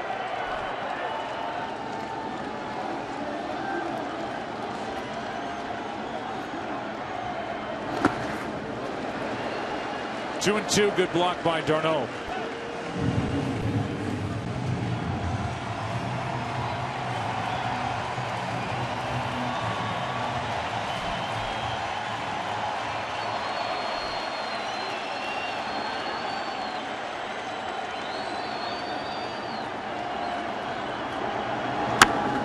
To the shortstop off the glove of Flores. Moustakas scores. Down to second is Gordon. Holding at third is Perez. And it's 5-1.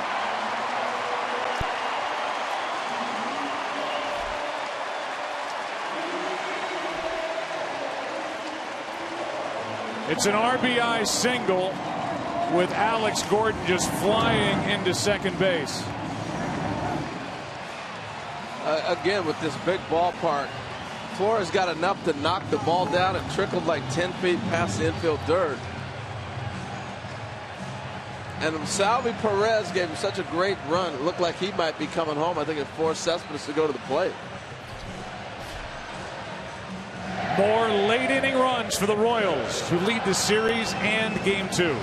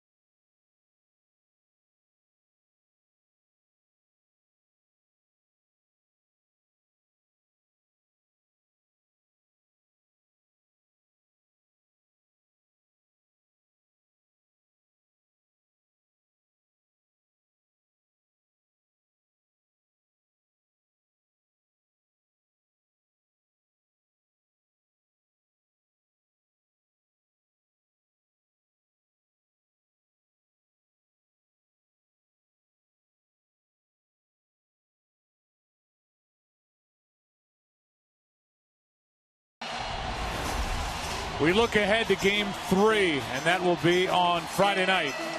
Yordano Ventura against Noah Syndergaard. 2 young, hard-throwing right-handers who will bring the heat on an October night in Queens. Second and third, nobody out, a run home. Orlando hits it in the air to left. Back is Cespedes to make the catch. Tagging and scoring is Perez. Tagging going to third is Gordon. 6-1.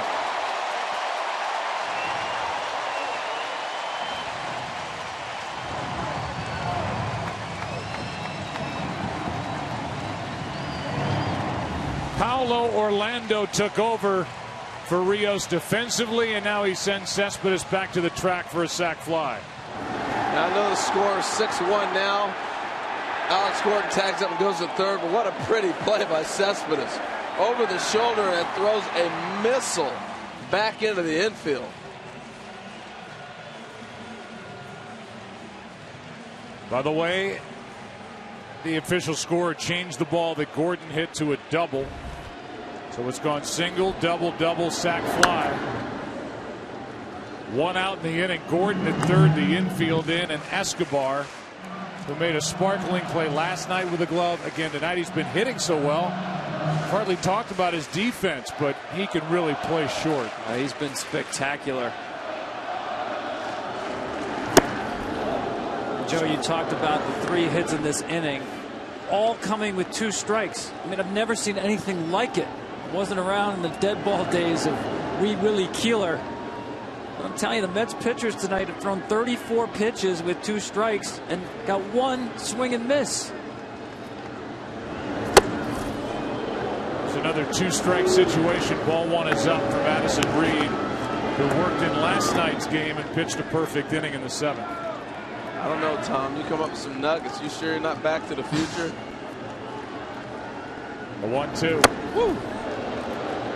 2-2. I'm glad you brought up Dale Swaim earlier, Joe, because it really is about approach and the team buying into this. Part of this is the expanse of this ballpark. You don't get rewarded for big swings.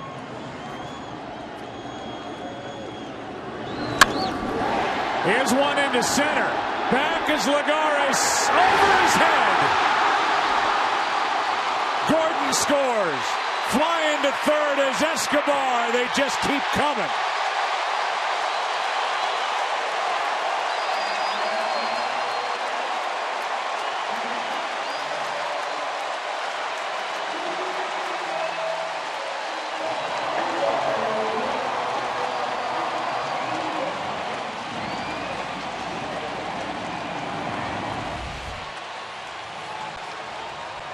More 2-strike damage for a guy who's just been killing fastballs this entire postseason.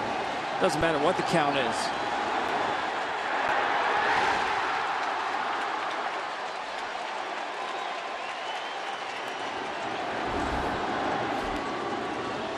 Well, what has happened here is they've also not only knocking around the Mets pitchers, but they've knocked Davis out of this game as well. We're going to see Johnny Cueto possibly throw a complete game. That's certainly a possibility as Addison Reed comes in, gives up the deep sac fly to left, the RBI triple. He's out. Sean Gilmartin, the left-hander, coming in here in the 8th.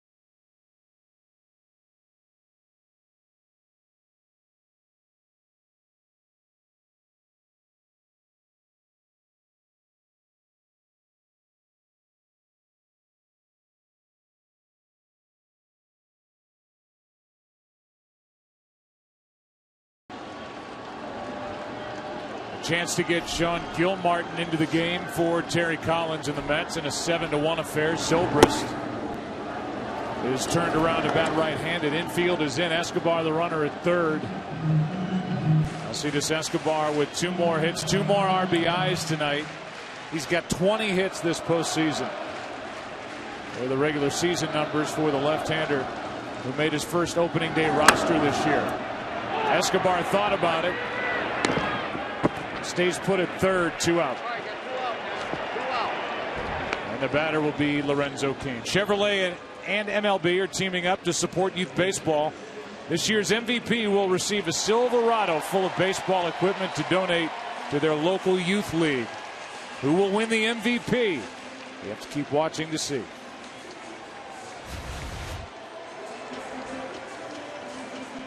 Well, when you're beating a club up like they're beating them up and this game gets ugly, I think any other time Escobar would have been running on that ball.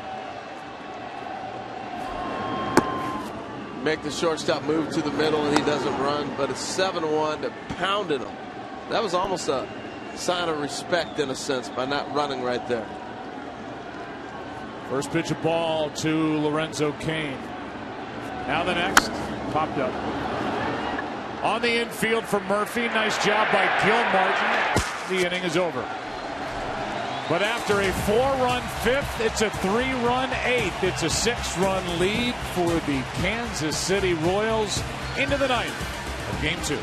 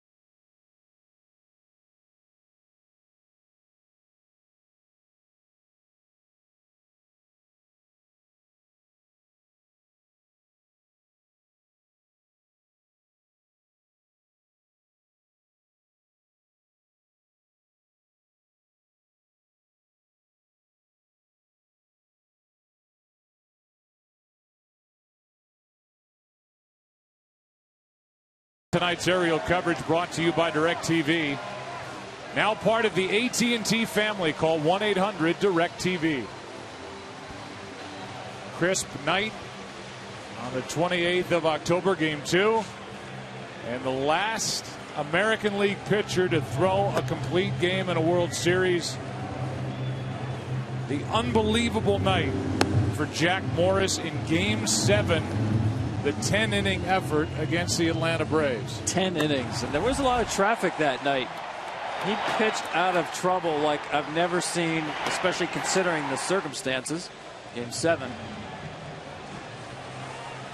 Cueto, really not that much traffic in the game. There's the walk-off sac fly by Gene Larkin. Were you at that game, Tom? I was. That was a single there, not a sac fly. That was the loudest venue I've ever been in. You walked out of that Metrodome, and it was like you were at a rock concert for 4 hours. Your ears were ringing. Both those guys are in the park. John Smoltz down to our right for MLB Network, the international feed. And Jack Morris is here as well as Cueto goes for the complete game. And this crowd was anxious to see Cueto pop out of that dugout, try and finish what he started. That's strike one on Granderson, 0 for 2 tonight. And Tom, I really think the Mets underestimated Cueto. I know they faced him a lot. They felt like the hesitation and different things he does on the mound wouldn't affect him. It has. Zobrist will charge it and get the out. Still only 2 hits tonight for the Mets. Well, that's the key, Joe, for me. And both those hits were actually soft singles by Lucas Duda. Talked about the traffic against Jack Morris. If you're looking for the last American Leaguer complete game World Series with so few hits, I'll go back to 1967 and Jim Lombard.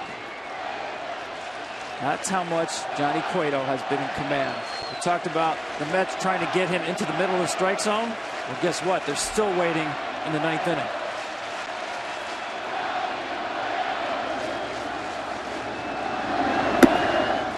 Ball one outside to David Wright.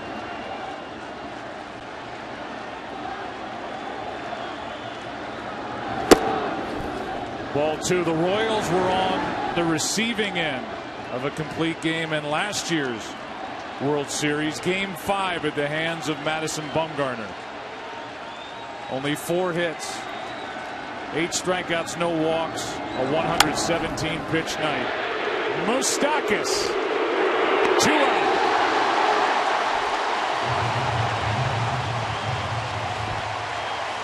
Well, he's just been masterful right there. He knew he needed to throw a strike, and it was almost like batting practice. He just stepped and threw the ball right there. He knows he's got 6 runs to work with. Said hit it. Well, the Mets fans can't wait to get this series to Citi Field on Friday night. Here's Murphy. It'll be the first World Series game at home for the New York Mets since 2000 against their crosstown rival, the Yankees, and that place will be electric. And the pitching matchup will be terrific. Noah Syndergaard against Yordano Ventura, and then Steven Matz in Game 4 against Chris Young.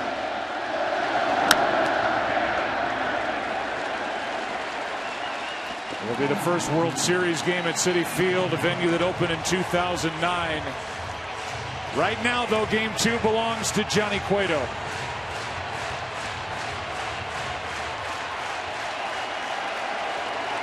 Can he finish what he started?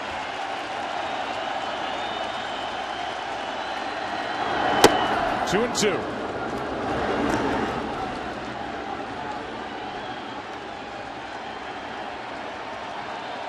Ned Yost could have gone one of 2 ways for Game 1. He wanted Cueto here at home in front of these fans. Not only tonight, but if there is a Game 6, he would get the ball back here at Kauffman Stadium. I just can't see Daniel Murphy just going down without a fight. He's had some tough at-bats tonight.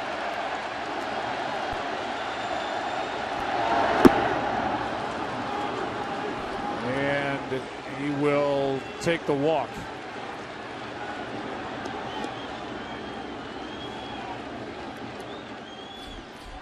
Wade Davis getting ready in case.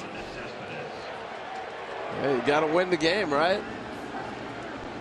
I think Cueto was questioning the count. You're right. You could say that. He was like, that's my fault. He probably wouldn't have thrown that pitch had he known it was 3-2. Yeah, I think he thought it was ball 2, a 2-2 count instead of a 3-2 count. It continues for Cespedes as Murphy takes ball 1 up and in. A good move by Sal Perez to get out here, slow him down. You know, Davis is there also. Obviously, you want to win the game. I'm not sure you want to extend Johnny Cueto and make him work too hard. I know there's an extra day between this game and the potential game 6. Your heart wants him to finish if you're Ned Yost, but you watch him closely. Cespedes is hitless tonight, 0 for 3. 3 walks tonight for Cueto. And he's 2-0.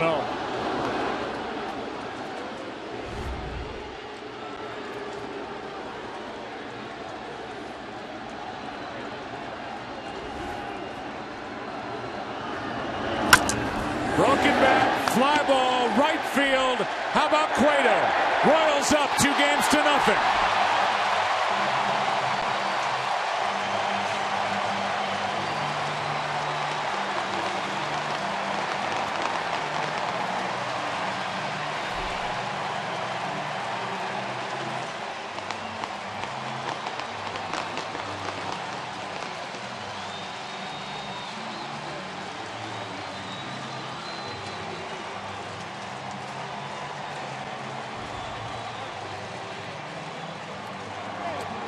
Cueto now 2-1 this postseason. DeGrom 3-1 in a 2-hour, 54-minute game. The pitcher, Dayton Moore, the general manager of the Royals, went out to get at the deadline. Throws a 2-hitter here in Game 2 of the World Series. And he's been up and down. I thought, well documented. He's struggled on and he's been good. Who are you going to get tonight? We got the great Cueto tonight. He was fantastic from the beginning. I thought he did a great job of locating, kept the ball down, and he kept his pitch count down. And that was the difference in the game for me. He was masterful, never gave in. And how about Kansas City taking 2 games started by Matt Harvey, Jacob DeGrom, in which those 2 young guns of the Mets were able to get just 4 strikeouts combined. Such a strength for Kansas City, able to put the bat on the ball, and Alcides Escobar wanted that baseball. As he presents it to Johnny Cueto. And with that, we send it down to Ken Rosenthal. Thanks, Joe. Eric, Johnny Cueto, brilliant tonight. 2-hitter. When did you know that it was going to be the good Johnny? He's been good here at home, you know, but you can really tell he was locked in those first couple innings. When he was missing spots, it wasn't out over the plate. It was either a hair off in or out. So he was electric tonight. You know, that's the type of outing we needed, especially with the way we used our bullpen last night. So just a huge outing from a big-time player. Your 2-out, 2-run single broke a 1-1 tie in the 5th. What was it that inning against DeGrom, Eric? Was it his location or was it the Royals' aggression? I just think it was our aggression, you know, off a guy like that. That's an ace over there. And any opportunity you get with guys in scoring position, you got to take full advantage of it. And I think that was key for us tonight. Every time we got guys on base off of DeGrom, we took advantage of it. And, you know, those are big opportunities. Like I said, the way he throws the ball, you got to make the most out of all of those. Eric, thanks very much. Now over to Aaron Andrews. Kenny, thanks. What a treat. Sal Perez, Mike Moustakas is joining me right now. Sal told me I have to ask him questions first. So let's start with your pitcher, Johnny Cueto, cruising through 3. And then in that 4th inning, kind of got out of whack a little bit with the strike zone. You met him at the mound. What was discussed about an adjustment to be made? I just told him, hey, you have to stay like you start the game. Keep aggressive, please. Keep the ball down and focus my glove, okay? And that's what he do. He just concentration and pound my glove. What was working the rest of the way for him to finish this game tonight? He's pretty aggressive, and he got ahead in the count, so that worked for him a lot. You know, when he ahead in the count, first try, you know, he can use the secondary pitch, and that's what he do all night. I got to ask you, Ned Yost shared with us something about you, saying you've come to the point where on big stages like this, you said, this just feels like a regular game. Does this feel like a regular game with how comfortable you guys are playing? When the game starts, I just try to concentration, you know, in my game, in my plan, and not think too much in the fan. But we love this fan, and thank you for the support, and thank you for everything they're doing for us. Thank you so much. Thank you. Mike, come on over. Jake DeGrom was cruising in this game, and then that 5th inning happened. What happened? What adjustment did you guys make in facing him? He's a great pitcher, and we were putting the ball in play all night, and just weren't catching any breaks. And again, we just kept battling throughout the game, and caught a break, and then Rios had a big hit, and just kind of took off from there, and just kept battling throughout the entire game. Kept battling this entire postseason. Why are you guys so loose and tight? Thank God they didn't get us with that water, by the way. I wouldn't have. Why are you guys so loose in that dugout? Just because we've been here before. We've been up with our backs up against the wall.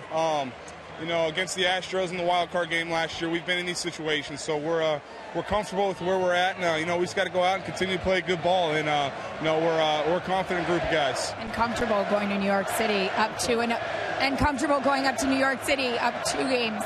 Absolutely. Again, it's a great ball club over there. We still got to go out and find a way to beat a great team. And the way they can play, we got to keep battling, keep putting pressure on them. Moose, thanks. Thank you, Joe. All right, Aaron, thank you. The Royals get their first World Series complete game since Brett Saberhagen in the clincher Game 7 when they won it all in 1985. Cueto, the first 2-hitter in a World Series since Greg Maddux in 1995, Game 1 for the Braves over the Indians. Won a game. Kevin, guys, all yours. 7-1, Kansas City up 2-0. All right, Joe, thanks.